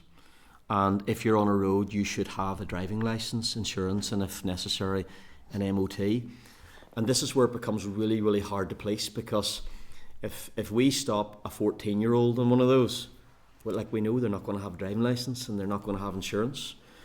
So how do you police that? And that's why I'm saying there's no definitive legal position in terms of whether these are motor vehicles and they aren't. I don't have the answer right now. I think that the law needs to define how we approach that. So our approach in PSNI right now is one of prevention. And if we do stop young people that are 14, 15 using electric vehicles, whether it be in a public park or even on a footpath or even on a roadway. I was in Belfast recently and a chap just came off the footpath, straight across the road, straight up the other footpath and away, and he was probably 13 or 14. As I say, our approach right now is prevention, if possible, removing that from them, handing over to a parent. It's really, really complex. It's really, really difficult to do, and we need a legislative solution to it. Thank you. Thank you. I suppose there's also a level of accountability that's needed too within young people and getting that message too, isn't there? You know, if you're out for a night and you see your friends doing something, you know, and you're getting into the car with them, you know, I suppose there's also that message in there as well that we need to run home. We've tried to communicate that from a drink driving perspective and also from a pedestrian safety perspective. I talked earlier on about rural roads and meals. I didn't mention darkness. So in 2022 in particular, I don't have the figure in front of me, but I think we had something like 12 or 13 pedestrian fatalities, and a whole lot of those were alcohol, darkness, rural road, and circumstances where if a friend had put an arm around his shoulder and said, "Don't be walking home, mate, get in the taxi, I'll pay for it," or, you know, "I'll give you a lift home." And we do live in a very rural environment. You know, a vast part of the place that we live is rural. So we've tried to communicate that message as well, but it needs to be communicated more. Peter? Thank you, Sam. It's good to finally meet you, because the last number of months I've been doing a lot of work with Davy Jackson from Road Safe Charity, and he's sung your praises every single time I've met with him. So good to finally put a face to the name. I think you've touched upon it already in terms of the advertising, and obviously we lost that for a couple of years, and there were no road safety advertisements on our roads. And I remember a conversation with Davey, and he said that in 2012, I think it was the highest spend on the road safety ads, and there were no deaths that year. So I'm just wondering, do you think we're in a better place now? Obviously we're going to be trying to roll them out on a more consistent basis, and I certainly agree with the comments you were making there. I would say we should go further in terms of social media, trying to connect with people. My wife is a marketer, and she always says you need to say something 7 times before it sinks in. So these ads that I'm seeing here are great, but we need to really hammer that home with people. So do you think we're in a better place now that we've got restoration ministers, functioning budgets? Do you think we're in a better place moving forward to really educate people via advertising? So first of all, thank you for the compliment, and please return the compliment to Davy and his team, because people like Davy, who are absolutely committed 24/7 to keeping people safe on the roads, they deserve medals. And people who work with him, who are family members of those who have been deceased in fatal road traffic collisions, who are coming out, they will have, I don't mean this disrespectfully, they have a much more powerful voice than you folks do, or than I do. My voice just fades away. But somebody like Davy, or somebody who he works with, who's had a fatality, who will come out and say, my child got in a car, my father got in a vehicle and never came back, that's the kind of message that resonate with people. Which takes me on nicely to your question around education and spend. So the reason, just to be clear, why we did the Fatal 5 and the more than statistic was because we saw a gap. And I have to say I was disappointed, not last year but the year before, when the amount of money that was spent on education by the Department for Infrastructure was reduced. That was I'll say it again, I was disappointed with that because I think education is a big part of what we do. So the Northern Ireland Road Safety Partnership, if you saw the careless driving advert on television last year, sort of late 2023, it ran on television and it ran on the radio as well. Because DFI weren't paying for that careless driving advert, again, I convinced the Road Safety Partnership to pay for that, and that was the first time that the Road Safety Partnership had ever paid for education. That's the same group that's also paying for or sponsoring the Road Safe Roadshow. So I'm encouraged now that that little blip where we didn't invest has been set aside, and the energy and the decision making I'm getting right now is that we need to invest in that, and that's really positive. I did mention in my opening comments though that from a policing perspective and from an infrastructure perspective and even beyond that, we have to invest. And I have to say, this stuff is really good, but we're only scratching the surface in terms of education. The policing is really good, we're only scratching the surface. The road safety vans, we're only scratching the surface. Education, we're only scratching the surface. We can do so more. But on the social media stuff, the one positive thing about the social media approach is that we can connect people to the historic adverts. So I'm not sure if you've noticed those on social media recently. So one of our strategies, one line in our strategy is effectively, if you cannot afford to do a careless driving campaign now, we'll communicate the Fatal 5, communicate the more than a statistic message, but connect people into the careless driving advert that existed 15 or 16 years ago, and hopefully you've seen those re-emerge now. But to answer the question in a nutshell, I'm content that we're going in the right direction, but we're only scratching the surface in terms of investment, in terms of education. We should have this absolutely everywhere, and Road to Zero was mentioned earlier on. If we want the Road to Zero to be a reality, then education and enforcement needs to be everywhere. You shouldn't be able to get in a vehicle and travel a single journey without being reminded on your radio, I was going to say on your phone, but not on your phone, on a billboard somewhere, that the consequences of the way you drive are significant. So I'm encouraged, but we have a long way to go. And then secondly, so that's education. In terms of enforcement, you were touching upon, officers being out with the speed cameras and the speed vans that are out there as well. I raised before in this committee a conversation that I had with an engineering consultant, and he was telling me the difference between the fixed speed cameras and the average speed cameras. Can you tell us a little bit about your opinion on those? I mean, I live in Ballyhackamore and we go to the gym quite early in the morning, and I see people at 5-6 a.m. slowing down. It's like a motorway. I've described the Upper Newton House Road as slowing down when they see the fixed speed camera outside the Marks and Spencers and speeding back up again whenever they go past that. And the guy I was talking to said, look, the average speed cameras, which you see, I think there's 4 in Bangor, they're great for road safety. And then bizarrely a week later I was at a dinner talking to someone, and they said whenever you get off the ferry in Scotland, they're everywhere. Mm-hmm. So I'm just wondering your opinion on those in terms of trying to enforce road safety in Northern Ireland. Well, I take a very simple view. We have average speed cameras. we have fixed cameras, and we have mobile cameras. So that's the vans. And in my mind, we have to have all three. So if you think that the answer lies in using one but not the other two, or two but not the other one, then that's not the answer. We've got to have all three. The slight concern I have is that if it's an average speed camera and people know that the average speed starts at location A and finishes at location B, they drive the way they should between location A and location B, and then somebody mentioned use of the right foot earlier on, and the right foot is suddenly re-engaged.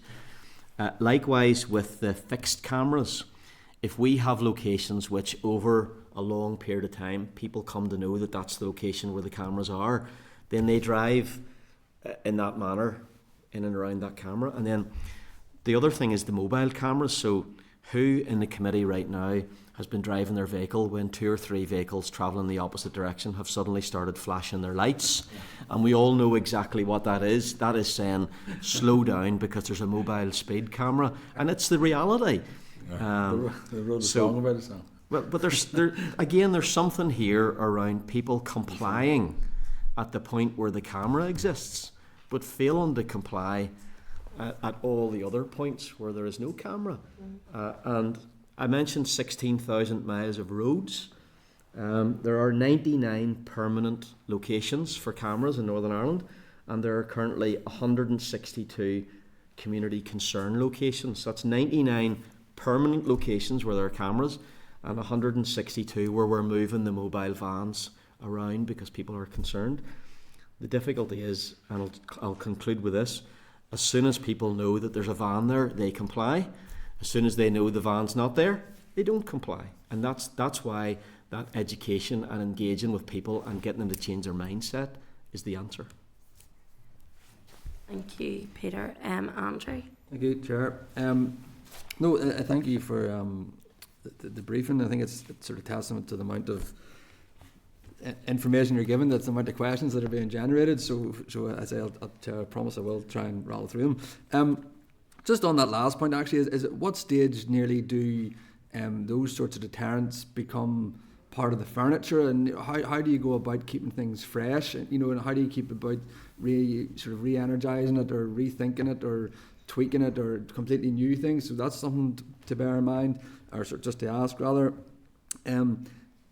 The next question was one about, it's in one of the reports in your references as well. Newry, Mourne and Down is quite, I can't remember the statistic, but again, a very high statistic for tragic road accidents. Again, and Mr. Dunn mentioned about sort of the break of resources, and you referenced the motorway to the rural roads. But just wondering, would that be Sprucefield then that covers the Newry Mourne? Because I didn't really notice anywhere that sort of jumped out at me as being there's the rural place that would service Newry Mourne and Down. So I'm a South Down MLA, so that's sort of the vested interest lies. And then the last point, you went the top 5 cases. I was like, what stage? And again, Mr. Buchanan mentioned, what stage of speed? What stage do we just call that out? And at what stage do we actually, or maybe it's your opinion rather than anything else, but what stage do we just say, let's just reduce the speed limits here? Because, I remember I spent a summer in a past life travelling about Norway, kayaking, but that's a different story. And the speed limit over there... Speed limit there, was there? What? No speed limit of kayak? kayak? Well, there is, but it's 50 mile an hour. Every road you go on is 50 mile an hour. In the kayak, but? Not in the kayak. No. Well, some of them was a bit quick now, but... He's going 100 mile an hour in the kayak. Well, stick to the land. Yeah, sorry. Just don't answer the kayak question, just in case. 50 mile an hour was the speed limit. Yeah. And there's certainly been noticed whenever you drive at that speed, and these are sort of the main arterial roads, given the RA roads, it was much more sensible. And you notice it when you come back. I was scared when I came back because everyone was it was like everything was going so quickly. So it was, in that regard. So that was really it's noticeable. So it was, and they also they have their lights on all the time as well. But that's maybe not just. But the speed's the real thing there, Chair. Sorry, Chair. So I think there's 3 questions there. Yeah, there was. Yeah. Number 1 is how do we keep the sites up to date and live, and how do we review them? Chair, I haven't talked about the Northern Ireland Road Safety Partnership today, and I could talk about that all day today, but that's the responsibility of the Northern Ireland Road Safety Partnership. And in essence, that's a collaboration of police, court service, DFI, DOJ, and a couple of others. whose responsibility it is to look after the deployment, the performance, the resourcing of all of those road safety vans, the static cameras, to process the fixed penalty notices and do all of that. That's the Northern Ireland Road Safety Partnership in a nutshell. But to reassure you, they're going through a process at this moment in time where they are reviewing every single one of those sites. And the review will look at the number of deployments, the number of detections, the speeds that people are being detected at. And we have this debate in the Road Safety Partnership all the time about whether catching people is success. And interestingly enough, I take the view that the most effective deployments are the deployments where we are identifying the speed of loads and loads and loads of vehicles, but we're hardly catching anybody speeding. So that's the vision. So you deploy, you measure the speed of hundreds of vehicles, but very few people are breaking the speed limit.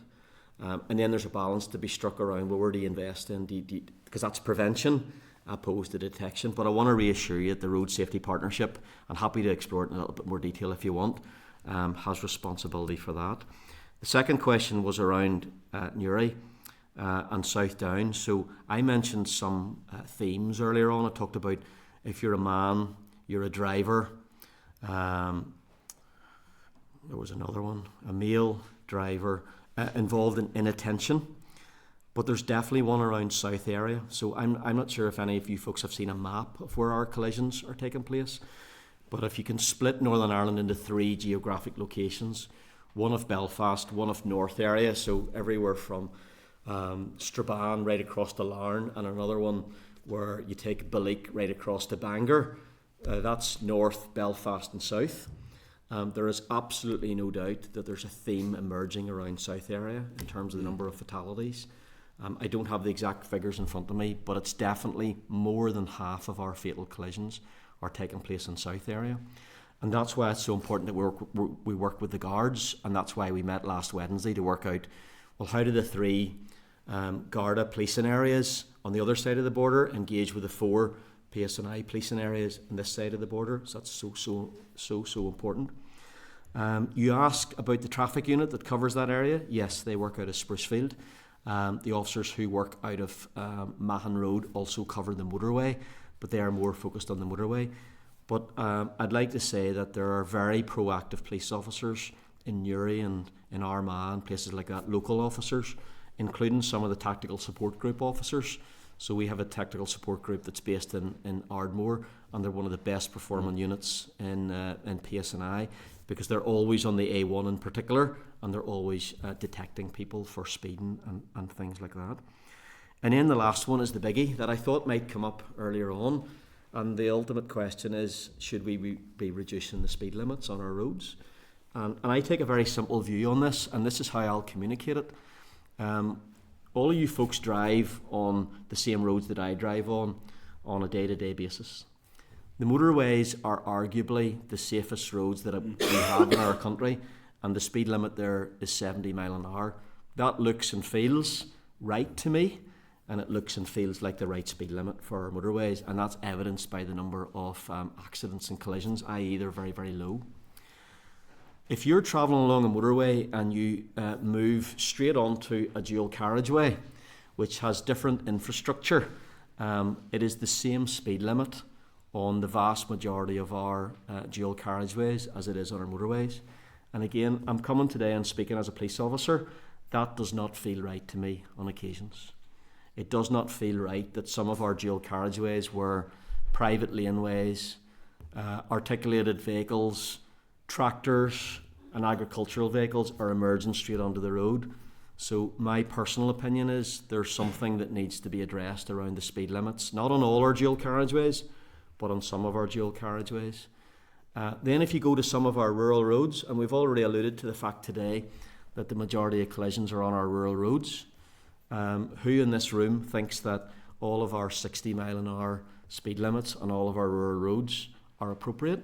I don't, personally, but I wouldn't like a blanket approach whereby every single 60 is reduced to a 50.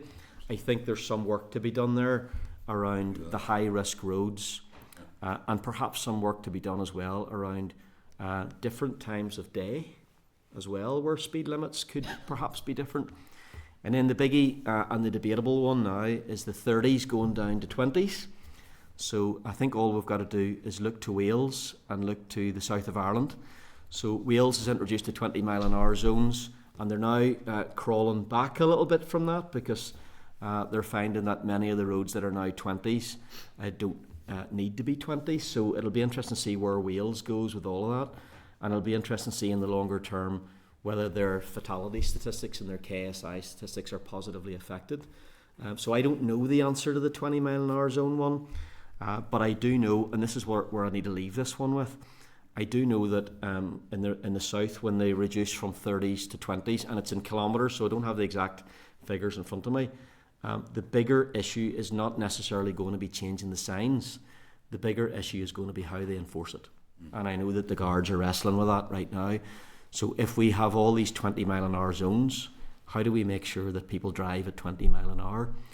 So I think I'll conclude by saying, yes, there is some work to be done, particularly on our dual carriageways and arguably in our 30 zones where there are residential premises, schools and places like that, where in my mind they probably should be down to 20. But I would ask you as a committee to consider that each time you change the speed limit, you have to change the education, the engineering and the enforcement that goes with that, and therefore there's investment required in order to be able to deliver that. Those are conversations that I'm currently having with colleagues in DFI, officials in DFI, and it is my intention to continue them. Thank you, Chief Superintendent, for that in terms of the policing side. I know there's a lot of overlap there in terms of the partnership, but it's good to get both perspectives in that view. I suppose I'm conscious you've done an awful lot of talking there. Do you want a breather for a few minutes, or are you happy to continue? You're happy to continue. Members, I'm just going to continue if you're happy with that as well. So we'll move on obviously to the road safety partnership. And obviously you are the chairpersons of the that is changing somebody's hat. I'll tell you. So members, just for your own sake, at page 105 you'll see the clerk's memo there, and at pages 110 and 113 you'll see the correspondence from the Department for Infrastructure and the revised draft road safety strategy for Northern Ireland 2030. And again, we're just going to be the evidence will be recorded by Hansard, so seeking agreement on that if you're all content just to continue. Sam, do you want to speak a wee bit just in relation to the partnership, and then we'll come to questions specifically on this as well? Yeah, I'll make a couple of very brief comments, and I know there's a couple of overlaps here. So there's a little bit about the Northern Ireland Road Safety Partnership. I know there's a little bit about the road safety strategy that you're interested in as well, and I also get a sense that you have an interest in terms of public transport safety as well, and I'm happy to talk about that as well. But the Northern Ireland Road Safety Partnership itself is a collaboration of the police, the court service, DFI and DOJ. It oversees, and that's probably the right word, the resourcing, the deployments, the performance and the budgets relating to our speed camera deployments and detections all across Northern Ireland. So yes, thank you, Bill, for the new title. So I'm the current chairperson of the Northern Ireland Road Safety Partnership, but I want to say that doesn't mean it's about me. It's about the partners that sit around the table who have an equal voice. Within the Northern Ireland Road Safety Partnership, and this is where it gets a little bit confusing, you may have heard people talking about the Fixed Penalty Processing Centre. So if you can imagine, the Northern Ireland Road Safety Partnership is the partners and all the processing and all the administration and all the deployment. So it's wider, but within the Northern Ireland Road Safety Partnership is the Fixed Penalty Processing Centre, which is based in PSNI's Lisnashara. So if you hear me interchanging between the Fixed Penalty Processing Centre and the Northern Ireland Road Safety Partnership, they're two slightly different things, but one sits inside the other. So the Fixed Penalty Processing Centre, and indeed the vast majority of staff in there are a managed service contract. So G4S provide the resources, almost all of the resources to the Road Safety Partnership and to the Fixed Penalty Processing Centre. with the exception of 3 senior staff who are provided by PSNI. So you got 3 senior staff who lead it. They're PSNI staff. They're based in a PSNI location. The resources are provided by G4S, and they do everything from the deployments to the administration right through. And I was going to make a comment on public safety as well. So if I can say, I mentioned earlier on about how good the relationships are with DFI. I want to reassure you that the relationships with TransLink in particular are very, very positive. We have a quarterly steering group. We have a weekly tasking meeting. We have established a safe transport team. I'm happy to talk about that in a little bit of detail. That's a sergeant and 6 constables. And we're also engaging with TransLink on a day-to-day basis around a Grand Central Station at Weaver's Cross, which is going to change transport. It's going to change the entire dynamic of that part of the city as well. And I'm actually sitting on the board for that as well. So just to give you a sense of how that's all interacting with one another. So I could probably talk all day about that too, but I'll go back to you, Chair, for questions. Thank you. No, it's a huge area and we're very keen to discuss it. In terms of the road safety partnership, we talk an awful lot about the need for education, and as been referenced earlier on in the committee, that's not just, I suppose, around those learner drivers and R-plate drivers, that's education right across the piece. But it is important to get people at an early age. I remember Tough Day in school, in primary school, so, and all of that. And it's important because those kids can bring home messaging to their parents as well.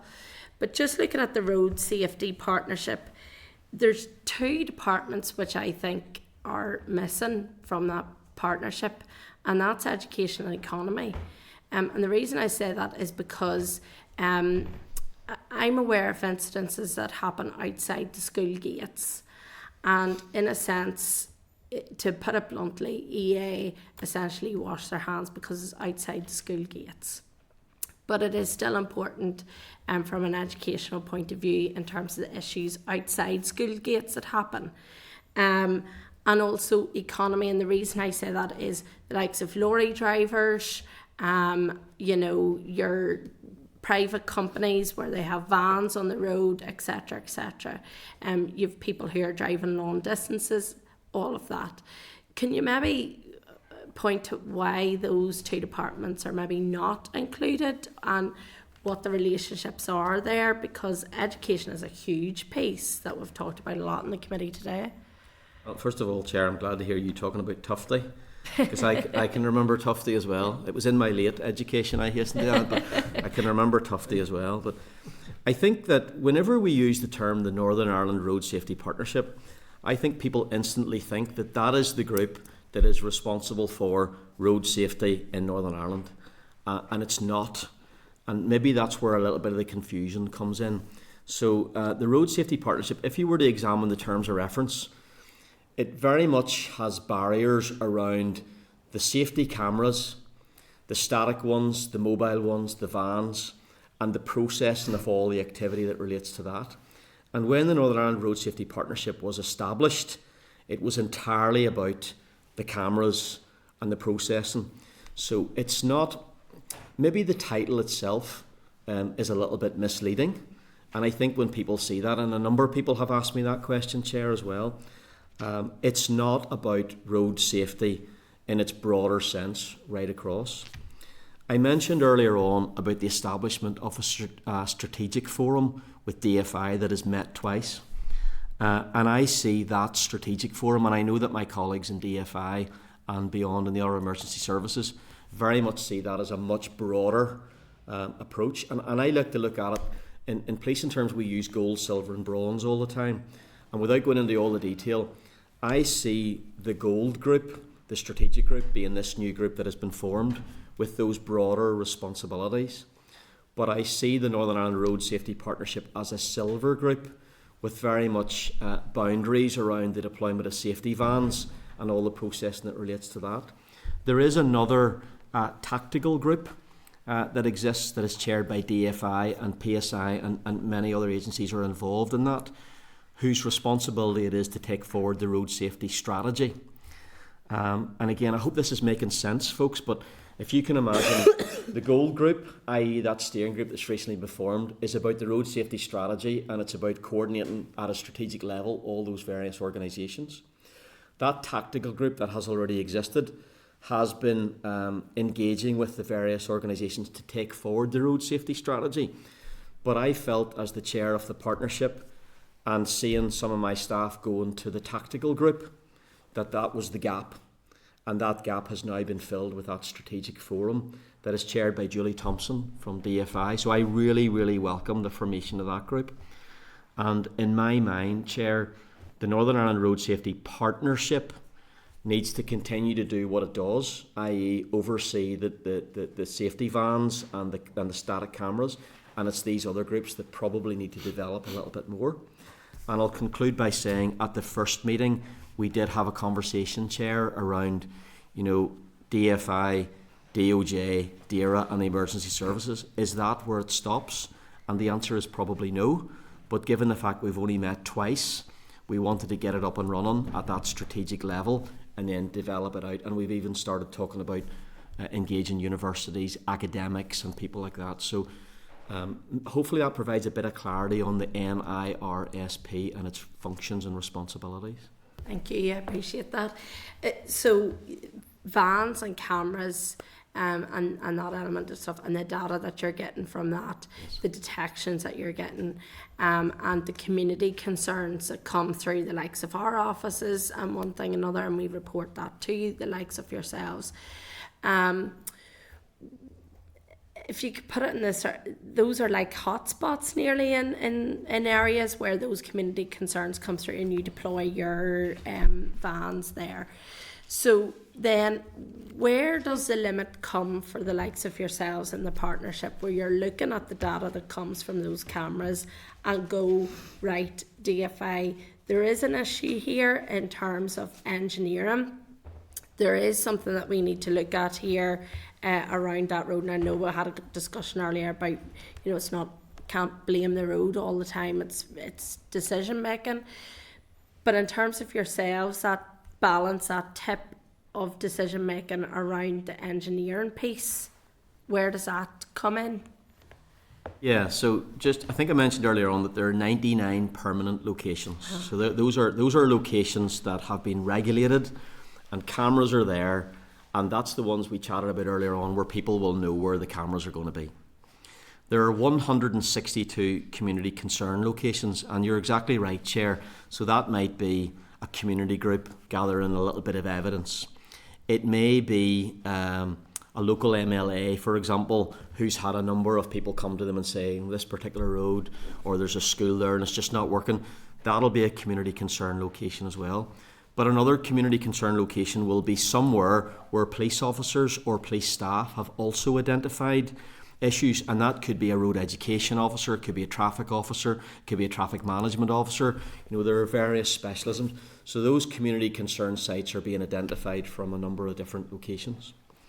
We will then deploy the vans at those locations for a period of time, and you'll recall I mentioned earlier on about what success looks like. So is success loads of detections, or is success people standing on the brakes as they go past the school? That's a debate that we can have all day, but those are ongoing.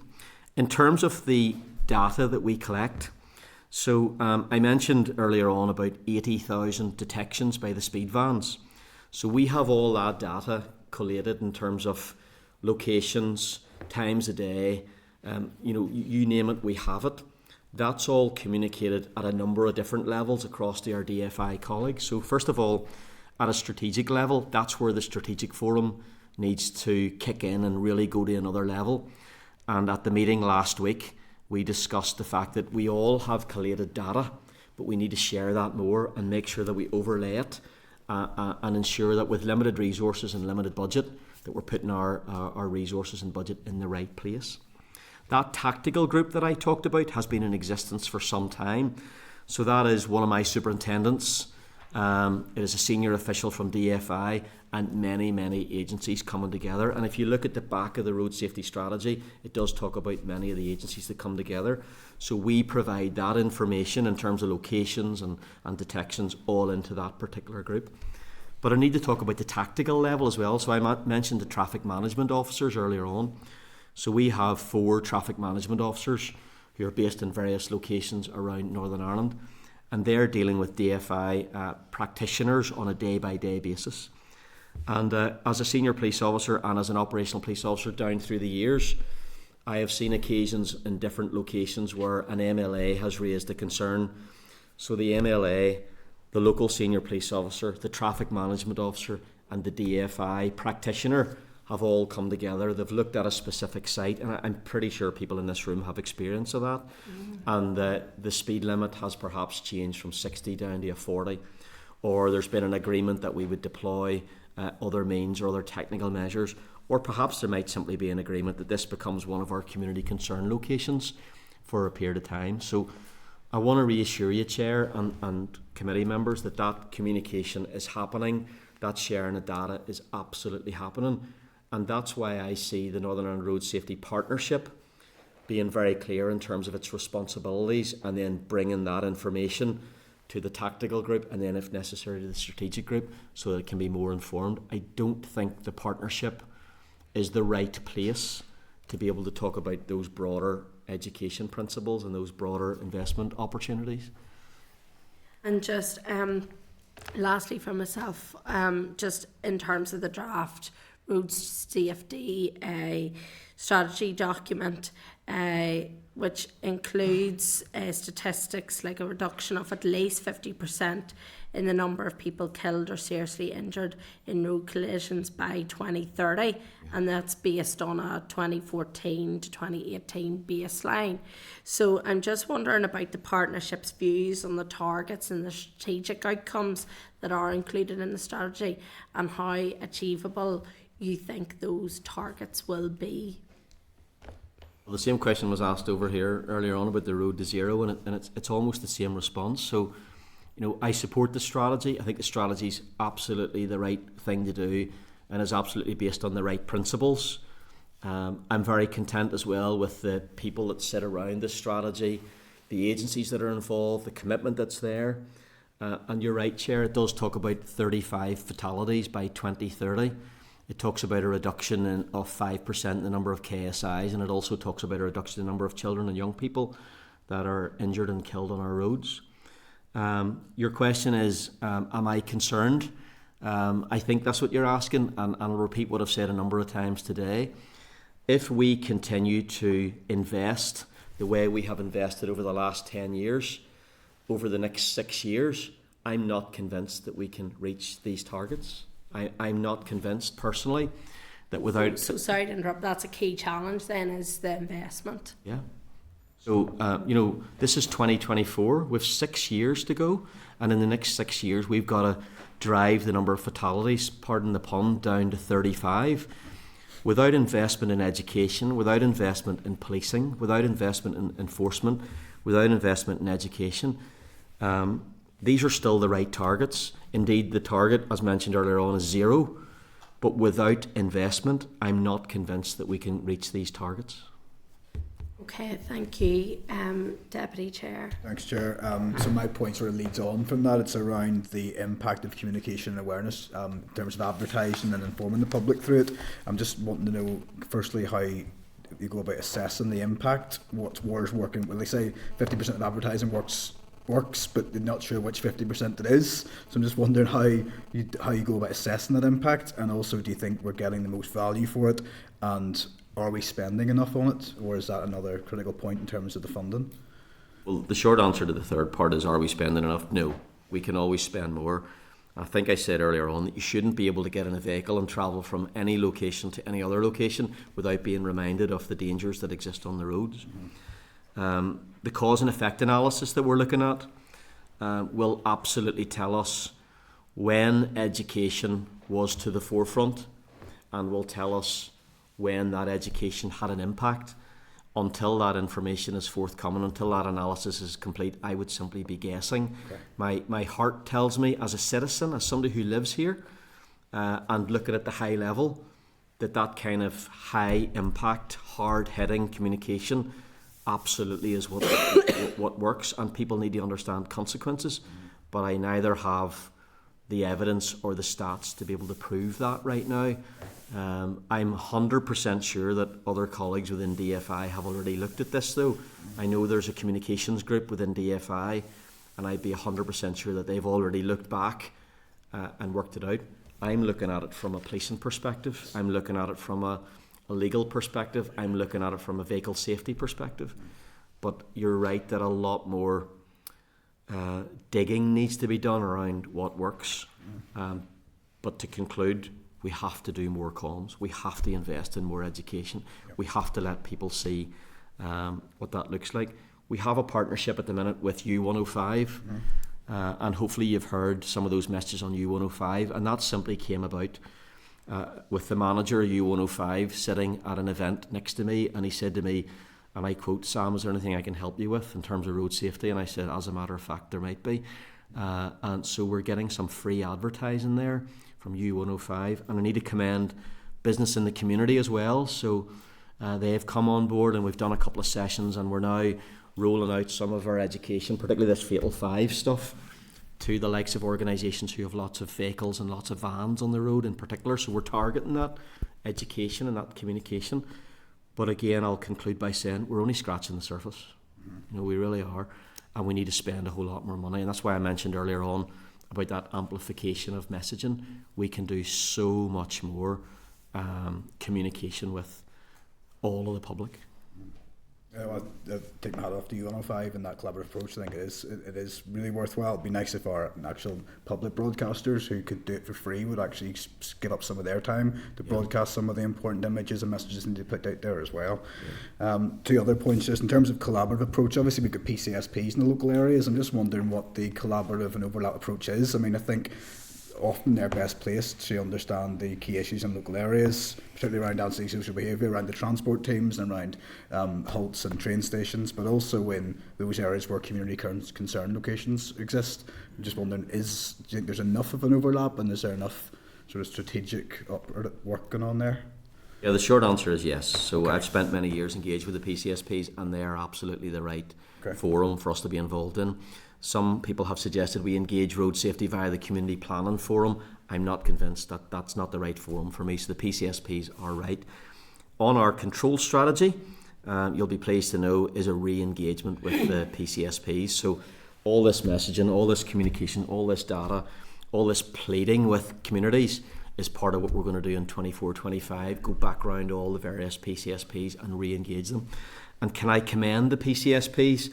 Because the speed indication devices that you see on the road, the SIDs as people call them, those have been driven forward by, again, that's a terrible pun, but those have been driven forward by the PCSPs, and I take my hat off to them.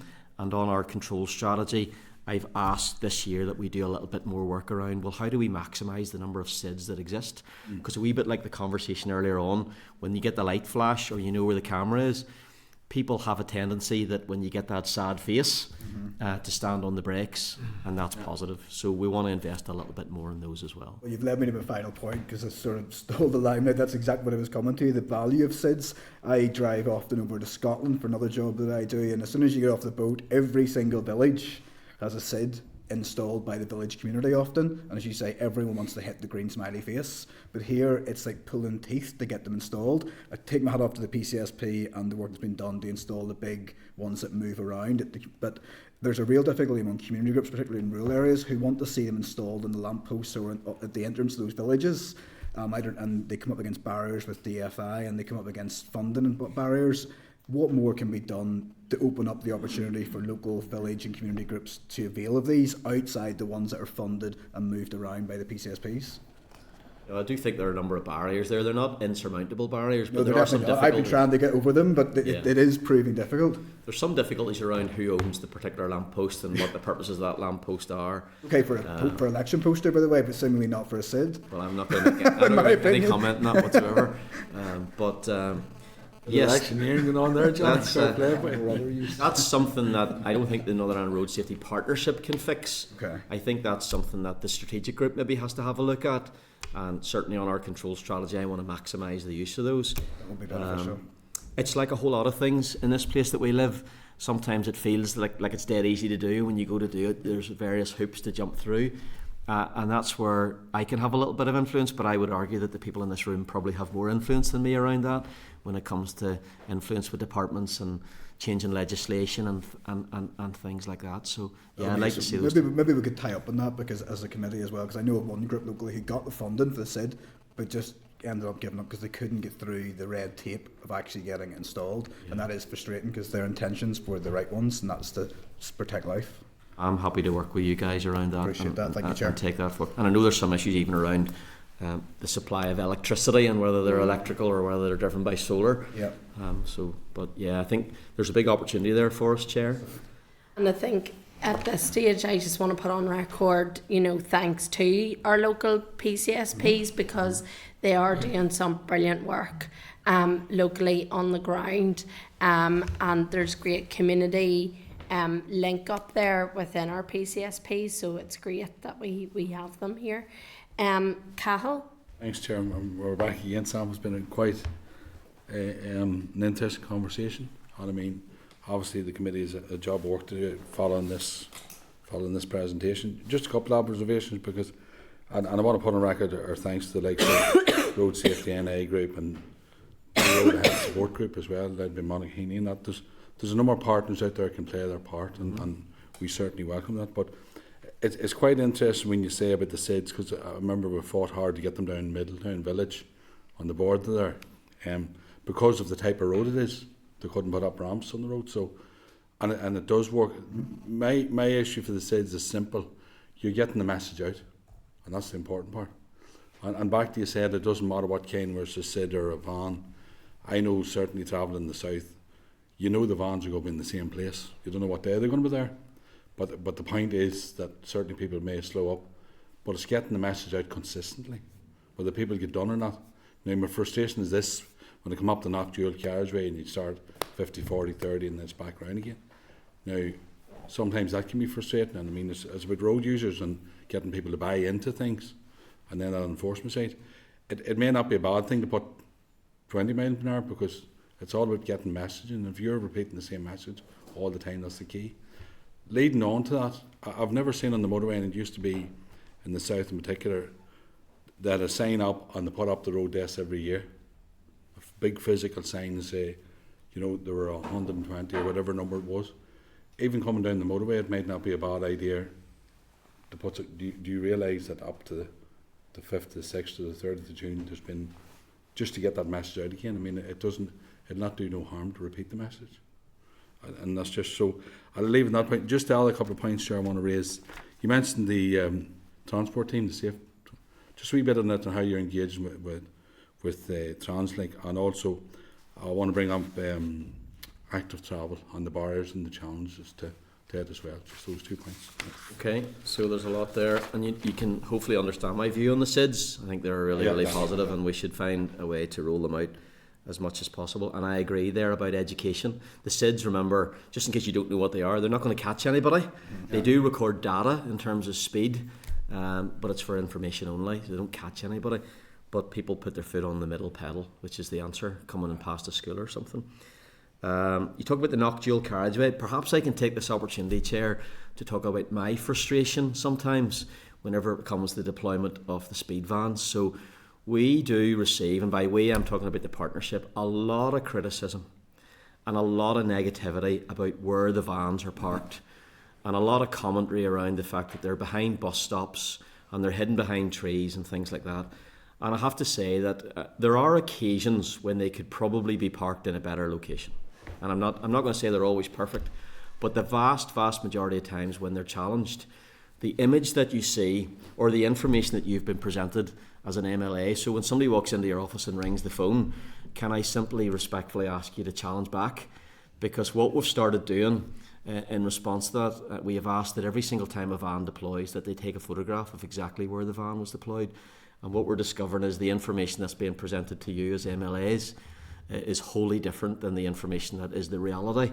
In other words, they might take a photograph of the van driving off, and at that point it's behind a lamppost, and that's the image that's in social media or the image that's presented by you. So I mentioned earlier on that we're reviewing all those sites, and as part of that we're going to make sure that they're not behind trees, because the trees can grow up and block the site, and make sure that they're wholly visible. The road deaths per year being displayed, we have talked about this over and over and over again, and I know that in the south that not only do they have it for all of Ireland, but they have it on specific roads. So they'll say on the N2, 25 people died in this road last year. We're very mixed on that one, to be honest. Some of us think it's a good idea, and some of us think it's a really bad idea, and we think that it might confuse some of the messaging around this. So there's no right answer to it, and we're actively looking at it to see whether it's the right answer. We do have access to the gantry signs above the motorways, and on occasions we will put messages up there, and maybe that's a solution, but we'll take that away. Safe transport team. I think I mentioned earlier on that relationships with TransLink are very, very good. And going back about 3 years, myself and Richard Knox, who's still there, we sat down and we tried to work out, what are the gaps here between PSNI and TransLink. And relationships were good and cooperation was good, and there was a lot of really good stuff going on. But one of the things we agreed to do was to develop a strategy and develop a plan around how we could work better together. And then we very quickly realised that one of the things that we were probably missing was a dedicated resource from a PSNI perspective to be working on the transport network. So there's a strategy in place, there's a plan in place, there's a steering group in place. I mentioned earlier there's a weekly tasking meeting, so the Safe Transport team and some of the senior staff in TransLink will meet on a Tuesday morning, and we'll work out where the Safe Transport team should be for that week. That's all in place. But the Safe Transport team itself is 1 sergeant and 6 constables. Now, I'm almost nervous to say that publicly, because I think that some people out there think that there's about 20 in this team, because they're so clever in terms of where they're going and so clever in terms of their communication that the staff seem to think there's loads and loads, and the public, more importantly, seem to think there's loads and loads. So sergeant and 6 on the transport network, 16,000 miles and 200 road miles, that is, and 200 miles of railway. You can't be everywhere at the same time. So that's why there's a very clever approach to deploying them. Their objectives are very simple. They're about keeping people safe on the transport network. They're about working more collaboratively. And whenever they were established, I gave them 3 targets. Target number 1 was to tackle crime and antisocial behaviour on the transport network. So that's on the buses, on the trains, and in and around the transport hubs. Number 2, to build local capacity. And what I mean by that is, with 6 constables, you cannot fix all the issues that exist at the respective transport networks, at transport hubs. So engage with the local neighbourhood teams, engage with the local managers, engage with local elected representatives, and make sure you're bringing that good practice to various different locations. But number 3 was unapologetically to build confidence among the TransLink staff in terms of your visibility, and also in terms of your ability to respond to assaults and abuse. And we haven't even talked about that today, that's going on in the transport network. And I have to say, the Safe Transport team has been a fantastic success. They have made, I think it's 29 arrests and seized about £1,600 worth of drugs on the transport network alone, and that's 6 constables doing that. They've done 188 stop and search. And this is in the last year, by the way. So in the last 12 months, I asked for some stats around that. So it's really, really good in terms of detections. But perhaps more importantly, whilst I want to see them getting those detections, the major message that we want to communicate is that it is safe to get on a bus. It's safe to get on a train. It's safe to be at a transport hub. And if you are drunk or disorderly or abusive or any of those things, that not only will the staff challenge you, because they have rightly a zero tolerance approach to that, and hopefully you're aware of that. But people need to have the confidence as well that if you behave like that and TransLink staff are unable to deal with it, well, if the Safe Transport team's on duty, they'll respond. if the safe transport team are not on duty, because they can't always be and they can't respond to everything, that the staff have the confidence to lift the phone and speak to our comms people, our control room, and police officers will be instantly deployed. And I want to reassure you that that is the case.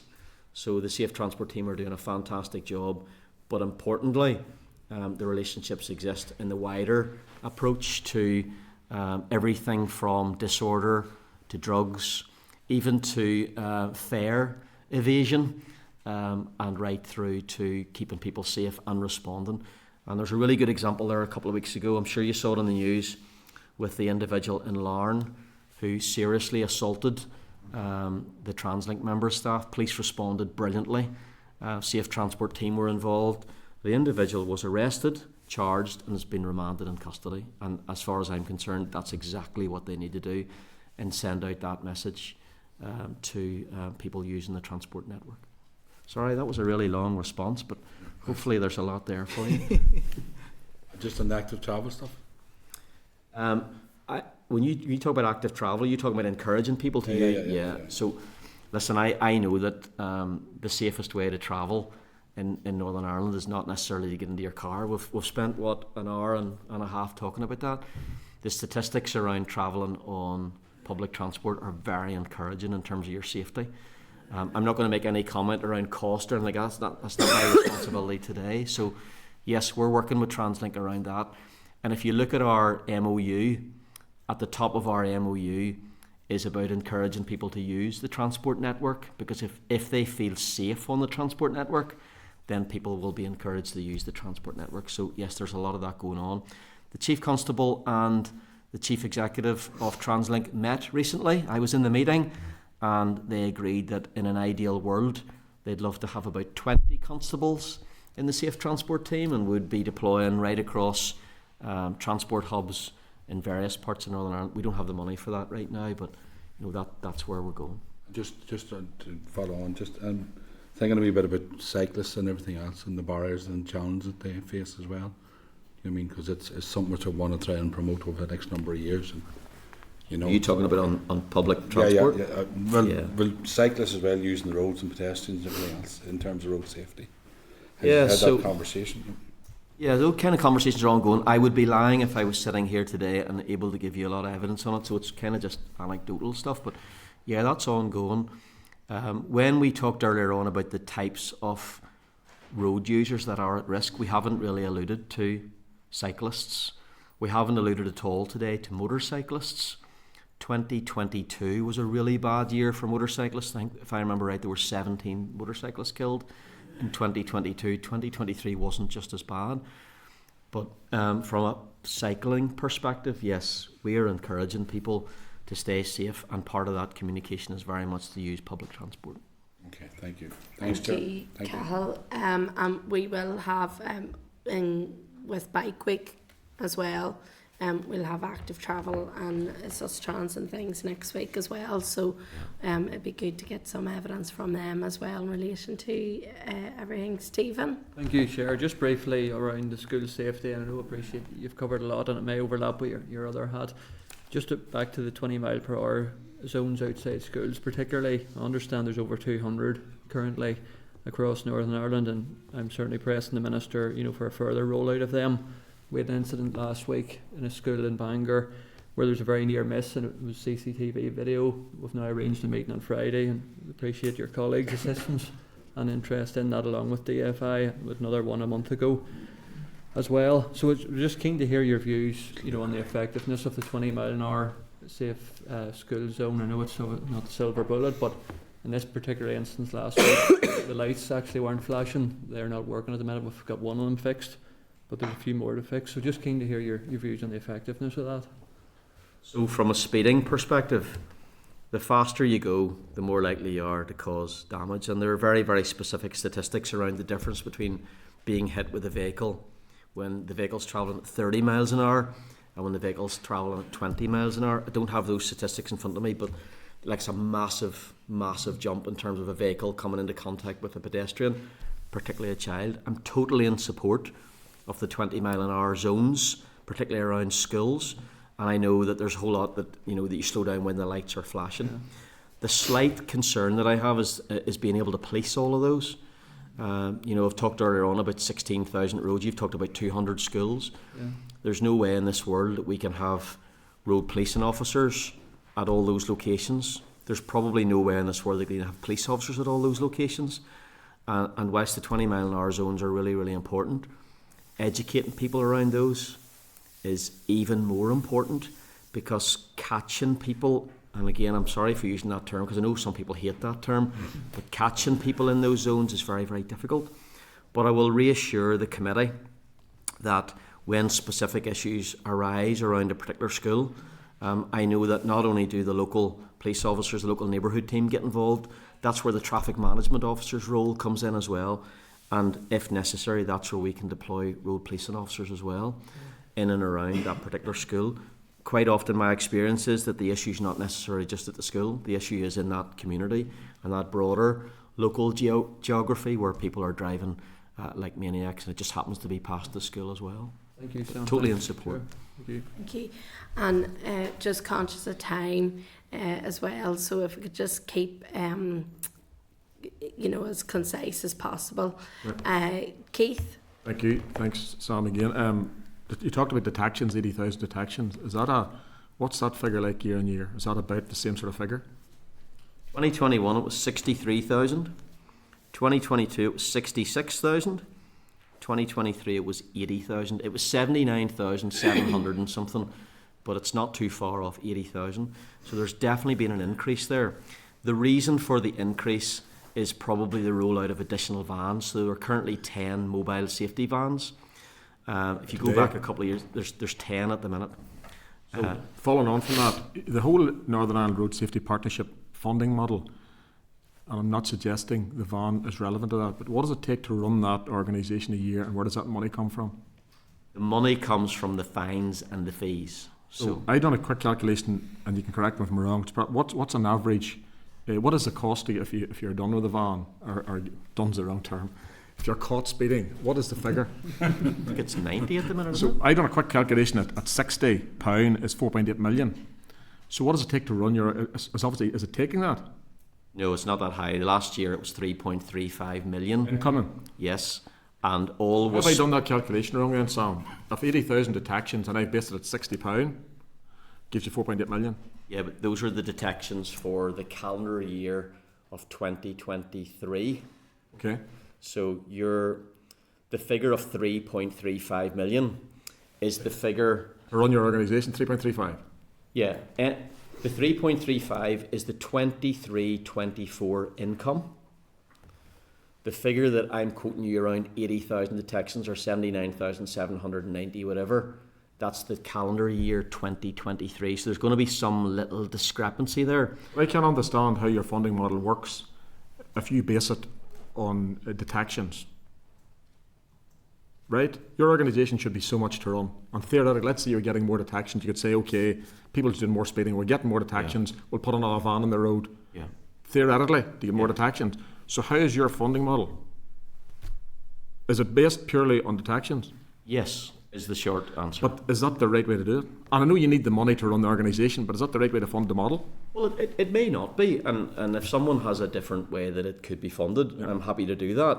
So in very, very simple terms, the fines and the fees that come from people who are detected speeding is what funds the organisation. No other income from anywhere else? Not that I'm aware of. Which is fair enough, so it's effectively, it's circular. Yeah, Okay. and for the record, there may be, like, I'm not an expert in terms of where all the money comes from, but I know the headline is around 3.35 million. That's fair. But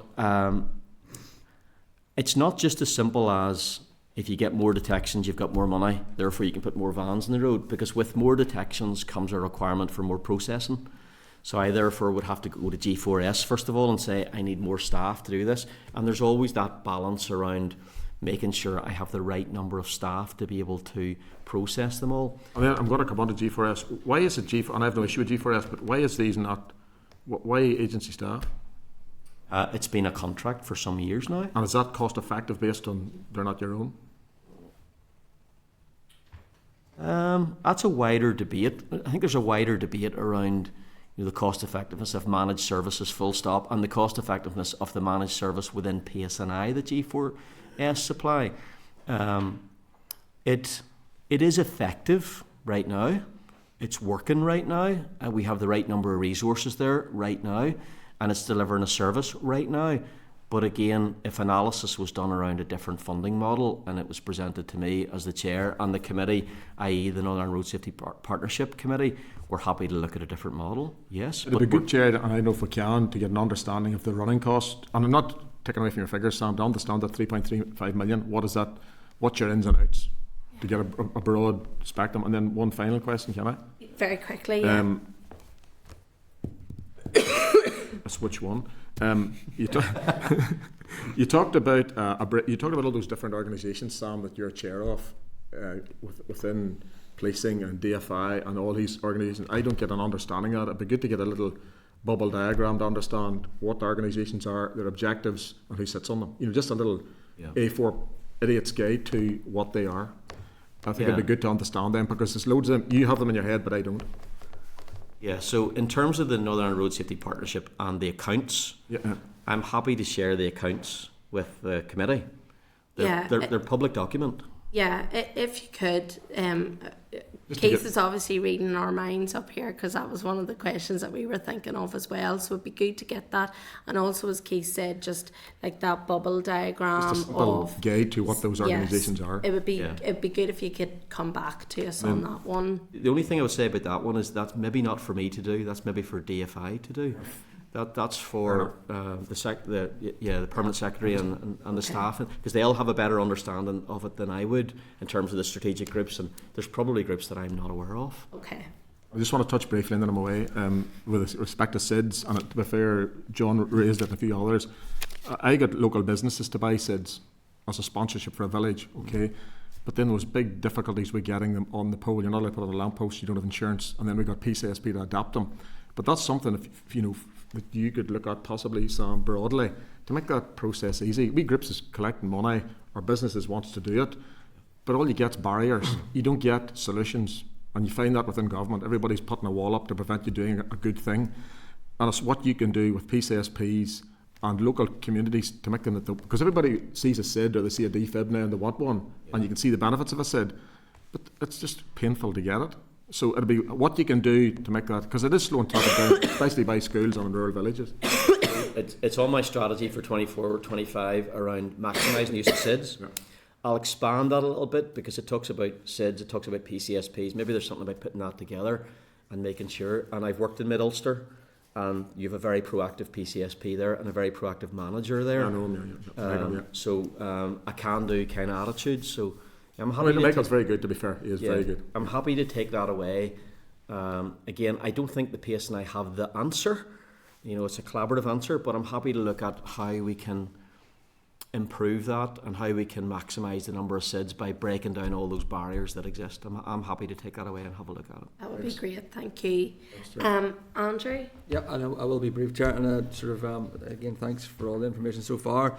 And some of these points have been sort of slightly touched on, but sort of maybe try to sort of extrapolate them a wee bit. And I also appreciate that they may not be relevant to you in your PSNI role, but it's more the fact that you're chair of this road safety partnership, if that makes sense. So the first one really was just, again, on the active travel, you know what I mean, a big barrier to people using active travel, be it cycling, wheeling, walking, is the perception of dangerous roads.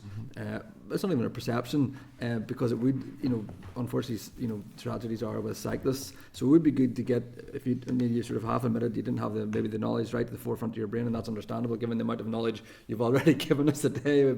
That'll be fine. But again, it's just really, how can the Road Safety Partnership remove those barriers to active travel? And again, speaking as someone who is a cyclist, certainly. Staying alive at 1.5, encouraging. I would nearly go as far to say 1.5 isn't actually that far at all. I would actually nearly say that if you're overtaking any vehicle on the road, you need to be moving the other lane, but that's by the by. And again, this one, maybe we talked in the previous section before this one, you talked about engineering solutions. A big part of it is, especially in rural areas, there isn't safe footways for people. and they are increasing. As we'll know, there's increasing settlements, if you will, where children are forced to walk along roadways to get to bus stops. And again, it's probably outside your remit within the PSNI, but more as the chair of the road safety, do you have an opinion on how active travel ways, be them cycle routes, be them in this case footpaths, can be sort of expedited, if that makes sense, or if that's the correct terminology? Thank you, Chair. Trying to be brief. Yeah, again, there's a lot there. Like Cahill's question earlier on, I'm not coming here suggesting for a minute I'm an expert in active travel. I hear people talking about it. My job's enforcement and chairing these various groups, so I confess I don't know an awful lot about it. It is not for the Northern Ireland Road Safety Partnership to take forward active travel. Okay. It's part of the strategy, and the strategy is being dealt with via the tactical group and the strategic group, which I do sit on, but I wouldn't want to be leaving here today with you thinking the Northern Ireland Road Safety Partnership has a role to play around that, because the Road Safety Partnership is very much about the vans and the detections and stuff like that. Granted, the statistics that we gather and the evidence that we gather around roads, in particular rural roads, we can make sure that that's fed in and make sure that that's the case. I suppose when it comes to engineering, I'm thinking in my mind about fatal road traffic collisions that I'm aware of over the years, and I can certainly think of some which would have been avoided had there been a footpath, or would have been avoided had there been a safer means for an individual to be able to cross a road. And I'm sure we can all think, in fact, more and more are coming to my mind as I speak. But we've talked about money a few times today. We've talked about investment a few times today. So all I can do as the chair of the Road Safety Partnership is gather the evidence. And all I can do is that, as the goal lead for road safety in the police, is keep enforcing and keep gathering the information to allow the strategy to progress those. But I think your question is around, do I support that? I absolutely support that. And it's one thing sending a sergeant and a constable from the collision investigation unit to go to a fatal road traffic collision and investigate it. It's a whole other thing spending the money in a different way and making sure that the kids that are getting off the bus, the same location every night on a rural road and having to cross, we spend the money on that instead, and therefore we don't have to deal with the catastrophic consequences of a car passing the lorry, knocking a child down, and I'm deploying my crew. So I'm absolutely an advocate for upfront investment and prevention, and I hope that's been clear today as I've communicated my position. Thank you. Okay, Danny. Oh, thank you, Chair. And it's only a wee small point because it hasn't been really mentioned today. And you said it earlier on, everyone being in a hurry. And just want to listen to people talking about the schools at 20 miles per hour. I think a growing problem is, I suppose it's always been a problem, but I think it's getting worse, is the parking outside the schools. And I know it will come down to enforcement, not having enough officers to actually do it. But I'll just give an example of my own constituency, actually where I live, a local school. Like Translink had to change their bus route because of how badly the parking was, and they did a wee initiative, and I first seen it was actually on the Shankill Road. I seen them, it was the wee road cones, it was the shape of children, and this particular school invested in it and got it, and within 2 days a Range Rover drove over them. So again, it falls into that education side. I was just sort of flagging it up, highlighting it. This is that I believe in my own constituency this is a problem that's really, really growing, and 20 miles an hour is great and support that, but it's no good if you can get knocked down at 5 miles an hour and get killed. That's it. So it was just to flag it up with you. Yeah, you know, in a sense there's a selfish thing about us when we get on the roads. It's about me and my journey and where I want to park, and I want to get convenient, and that's why people do that, and that's why people park in disabled spaces, and that's why people park in double yellow lines, and that's why people want to get right to the gate of the school so that the kid can get in. So there's a lot of education required there, but there's a whole culture shift required there in terms of me and my responsibilities and my rights on the road. In terms of the enforcement of that, there's a little bit of responsibility for police there. There's a lot of responsibility on the traffic attendants or the traffic wardens, depending on what age you are, and it's about trying to get that balance there. But again, you know, you mentioned 200 schools earlier on with the lights outside them. For the third time today, I'm going to say 16,000 miles worth of roads. It's really, really difficult to be able to be in the right places at the right time. But that's where good collaboration and good communication and good prioritisation comes in. and you'll not find the police wanting when it comes to, you know, helping and trying to keep people safe. And I give you that reassurance. 100%. Thank you. Cal, very tiny. Just a 1 brief point on second. behalf of the rural community, because it was just I brought up earlier. I mean, people don't realise this, but rural people do go out and would walk a couple of miles around the rural roads. They don't all go around the football fields or around and that's all. And it's just, I know it's not responsible, but it's part of the broader conversation. That's what does happen, and people tend to forget that. Because when I used to do the lap of the time myself, there was about 3/4 there was no footpath on it. So I'm just saying to you, and I think that's what we should be encouraging, but that should be part of it, because unfortunately that poor man was knocked down coming home himself in Newry, outside Newry that night, and it's something that needs to be on our radar. We need to be having conversations, and that's that's the point. But thank you very much. Yeah. Thanks, Chair. Thank you. We really do appreciate your time. That was 2 hours and 15 minutes of a marathon sort of session there, and we still didn't get covering all. I mean, we only briefly touched on the likes of cycling and motorcycles and things like that. So it just shows how massive this area is and the importance of it as well. And I think, again, it would be remiss if we didn't just put on record thank you to the police officers, and thank you to the work that the Road Safety Partnership is doing in collaboration with the departments as well.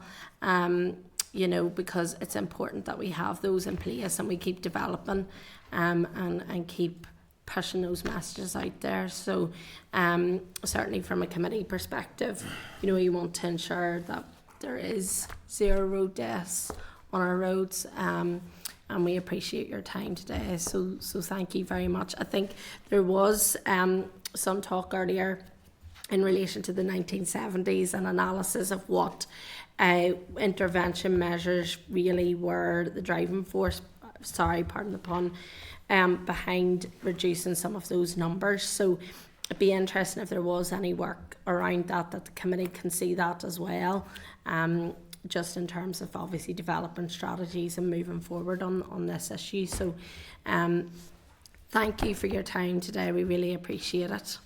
Thank you, Chair. Thank you, Committee, for your interest in road safety. You can hold on to these, by the way, and leave them in your office or wherever.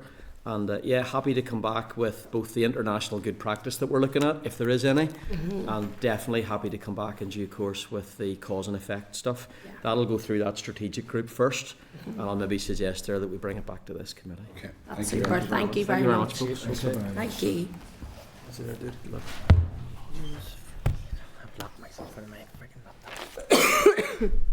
Thank you. Appreciate it. Okay, members, thank you for your cooperation there in getting through what is a massive area and massive topic. I actually think there were some points for me that jumped out, even in relation to the policing section. Maybe it's up for the committee, but maybe even writing to the Department of Justice and to the Minister, just around you know, the strategy, implementing the strategy that's coming forward, coinciding with the policing numbers and the enforcement element of it, and probably making that point in relation to investment there, to allow that to happen, because really we heard today it comes down to investment all the time. So maybe that's a point of action for ourselves as a committee. Members want to raise anything else? Oh, I mean, it was a good enough briefing, but I mean, it'd be interesting to get the facts, some of the facts and figures back, and the idea of international best practice. The problem we have, and it's still going to remain until we tackle it, the causation factor. If it's 50, it used to be 70% in rural roads. He said today it was 55. I take it it's those figures. Those are the primary areas we need to be looking at. We can send out all the messages we want and do all the things, but I mean, there's nobody going to be sitting out on a rural road at 1 or 2 o'clock on a Friday or Saturday or Sunday morning, early Sunday morning, when these things are happening. And we need to, as a committee, we need to absorb that information and try and direct, and if it's investment or whatever, support those kind of things. Because if we're looking to reduce by 50% by 2030, those are the main factors. So those top 5 things they lined out, because we'll get into 20 mile per hour in towns, and that's grand. That's the right thing maybe to do as part of the messaging. But I think as part of our work, at the end of the 3 years, we would like to see things like that to really tackling those. Just to follow on Cal's point, you know, the 20 mile hour outside schools is good and we all want them and we want SIDS, but that's not where the figures is saying there's deaths. Yeah, exactly. We don't want anybody knocked down, but that's not where the issues are. The issues is this 2 o'clock in the morning. It's not down the motorway, Chair. You know, you can put the speed vans up wherever you want, and people may know where they are, and you can get fined grand. I'm not taking away from that element of it. I want to tackle the issues where, like in my own constituency, there was 7 people killed within 3 months there, in 2 accidents. 2 car accidents. So, and that's the devastation for communities and everything else. So, if we are serious about a piece of work, there's a very good presentation. We've got it at the policing board before that presentation, and that's the kind of work we as a committee need to undertake and try and get to the bottom of. So we have sustenance and all coming in from a pedestrian set, and that'll be another element too. We'll look at it next week. And sorry, just to add, I was just looking back at my notes there as well. Also in terms of when we're writing to the Department of Justice around, and also I suppose this could be maybe mentioned to the department as well in terms of infrastructure. We talked about the deterrence in terms of enforcement, the penalties and the increasing of those penalties, and maybe just to get a wee bit of clarity around where those discussions are at and what's being scoped out there. And because there's no doubt about it, you know, if some people just see that as a slap on the wrist, you know. Well, sure, that last one we brought in with 6 penalty points and £200 fine for the use of mobile phone, that's a serious deterrent, especially to a young person. That penalty, 6 penalty points and a £200 fine for the use of mobile phone is a serious deterrent. But we don't know what figures, you know, we haven't found out what figures or who's been caught. And we also have the department that are going to be coming up on this as well to the committee. But I just come in and check one other thing I think that Sam referred to was the figures and the analysis around the spend on awareness and education. Yeah. And I think he said, if I'm right in saying, Hansard will correct this, that the department had started to compile data on where money was being spent, targeted, and the success of that, the indicative success, that would be useful to get. Yeah. Because I agree with Cahill, we do need to do more, but I think given the resources in terms of people power that the police have, it's going to be unrealistic that they're ever going to be able to police all those roads, but we can do more in education. And certainly the campaign that ran here for 15-20 years was, you know, was hailed around the world in terms of its impact. Yes, it was brutal to watch at times, but it had an unbelievable impact in terms of reminding people of the dangers. And absolutely. I don't think that's, in fact I know from the last time that DFI spoke, I think that's one of the measures to try and... Yeah, but the investment, the spending that has gone down year on year. Mm-hmm. But Joe, even when I mentioned, I mean, if you're down the motorway and you find out every morning, you're reminded for a week, there's 26 road deaths this year, or there's, do you know what I mean? We need to get the message out consistently, and if it's money we need for advertising, 100%, let's have a look at that. Mm-hmm.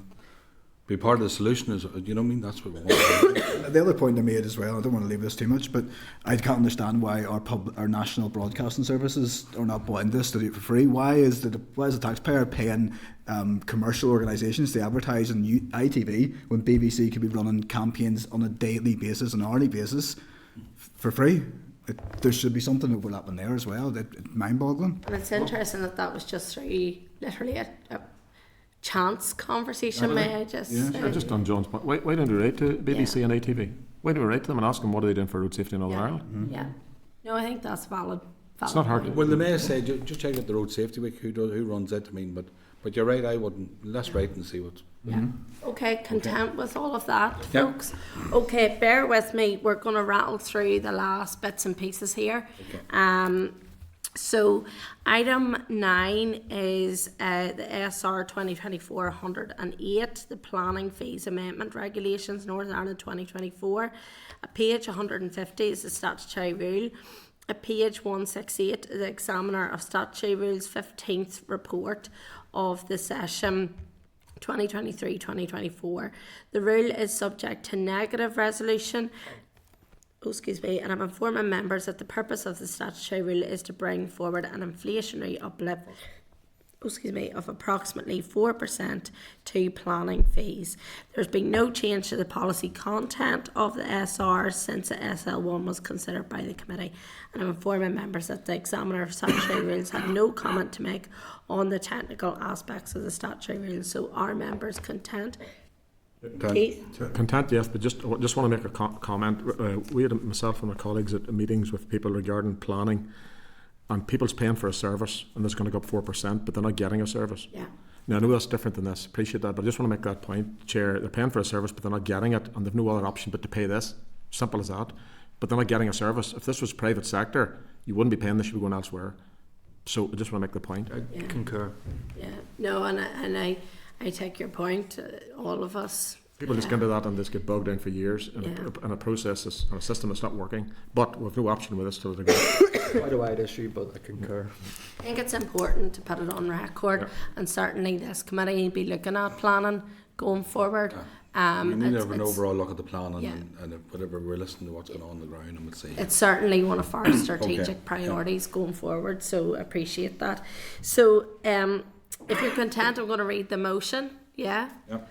That the Committee for Infrastructure has considered SR 2024-108, the Planning Fees Amendment Regulations Northern Ireland 2024, and has no objection to the rule. Thank you. Item 10 is the SR 2024-111, the Parkgate Avenue Belfast Abandonment Order, Northern Ireland 2024. At page 161 is the statutory rule. The rule is subject to negative resolution. I remind members that the purpose of the statutory rule is to abandon an area of 23 square metres of road to the rear of adjacent footway to redevelop the site for social housing. There has been no site for social housing. There has been no change to the policy content of the SR since the SL1 was considered by the committee at its meeting on the 1st of May 2024. So I inform members that the examiner of statutory rules had no comments to make on the technical aspects of the statutory rule. So are members content with the statutory rule? Yeah. Okay, so I'll read the motion that the Committee for Infrastructure has considered SR 2024-111, the Parkgate Avenue Belfast Abandonment Order, Northern Ireland 2024, and has no objection to the rule. Thank you. Item 11 is subordinate legislation, SRs not subject to assembly procedure.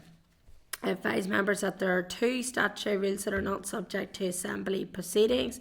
These are listed at pages 177 and 180 of the meeting pack. The rules are not subject to any assembly procedure and are not required to be laid. So I'm asking members if you're content to note the statutory rules. Okay, thank you. Item 12 is subordinate legislation, and this is SL1 not subject to assembly procedure. I advise members that there's one proposal, SL1, for statutory rule that is not subject to assembly proceedings, which can be found at pages 186 of your members' packs. The rule is not subject to assembly procedure and is not required to be laid. So I'm asking members if they have any issues they wish to raise on the proposal. So are members content with the proposal for the statutory rule? Content. Yeah. Okay, so item 13 is the water and sewage charges options for revenue raising. At page 119 you'll see a high level summary report on the consultations responses to water and sewage charges. I'm informing members that this consultation was conducted under the direction of the Secretary of State for Northern Ireland in the absence of an executive. However, following the resumption of the executive and assembly business, the Minister has previously stated that it is not his intention to progress any of the proposals any further. So I think, are we discussing this? No, next week we're discussing this maybe further. So I'm asking, no. General consultation issues next week? Yes, there's some, we're going to be discussing some consultation stuff next week at the committee. So at this stage I'm asking members if they're content to note the report or if there's any other information or clarification required. Let it flow, Chair, let it flow. Pardon the pun. Or not. Content to just move Oh, on right, at this for now, yeah. For now, yeah. Okay, so item 14 is the forward work programme, and at page 210 you'll see the draft forward work programme, which obviously will be updated to reflect any decisions that have been taken today, and I'm just seeking agreement as per usual to proceed with the evidence sessions as set out in the draft forward work programme. Content? Yep. And item 15 is any other business. So does any members have any business that they want to raise at this moment in time? Chair, just apologies. You'll not see me for a wee while, so enjoy next week. Nice, Chair. You know. Yes. All the best. We finished an hour earlier. Yes, Keith. Just a point on grass cutting, and I know we've talked about this, but it's not. The point was made at the last committee that grass cutting happens at sight lines, but it doesn't. A contractor's not driving to a sight line to cut it and then driving on 2 miles on our sight line. It's not happening. He or she cuts the entire road on the sight line. And I want to report this morning that I could see onto the motorway this morning the grass has been cut at the Tamnamore roundabout. So I noticed last night as well. But my point is the sight lines are not Got the being message. cut. Sight lines are not being cut. They cut, they cut the entire road. It doesn't make sense to be fair driving up a road to a sight line, but it is an issue, and it's starting to be dealt with now. And I'm seeing a very piecemeal approach to what's happening as you drive through our respective constituencies. I think the grass cutting issues, they have been raised. So Waiting a response. yeah, we've written to the Raised minister or on not, it. Chair? So Yeah. but yeah, it is a massive issue. Any other items of business? Chair. Okay, so thank you, members. The date, time and location of the next meeting will take place at 10 a.m. on the 12th of June in room 29 Parliament Building. So thank you, and I now adjourn the meeting. Thank you, Chair. Committee Room 29. Sound.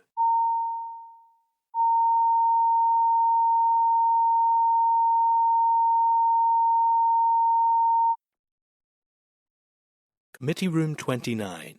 Sound.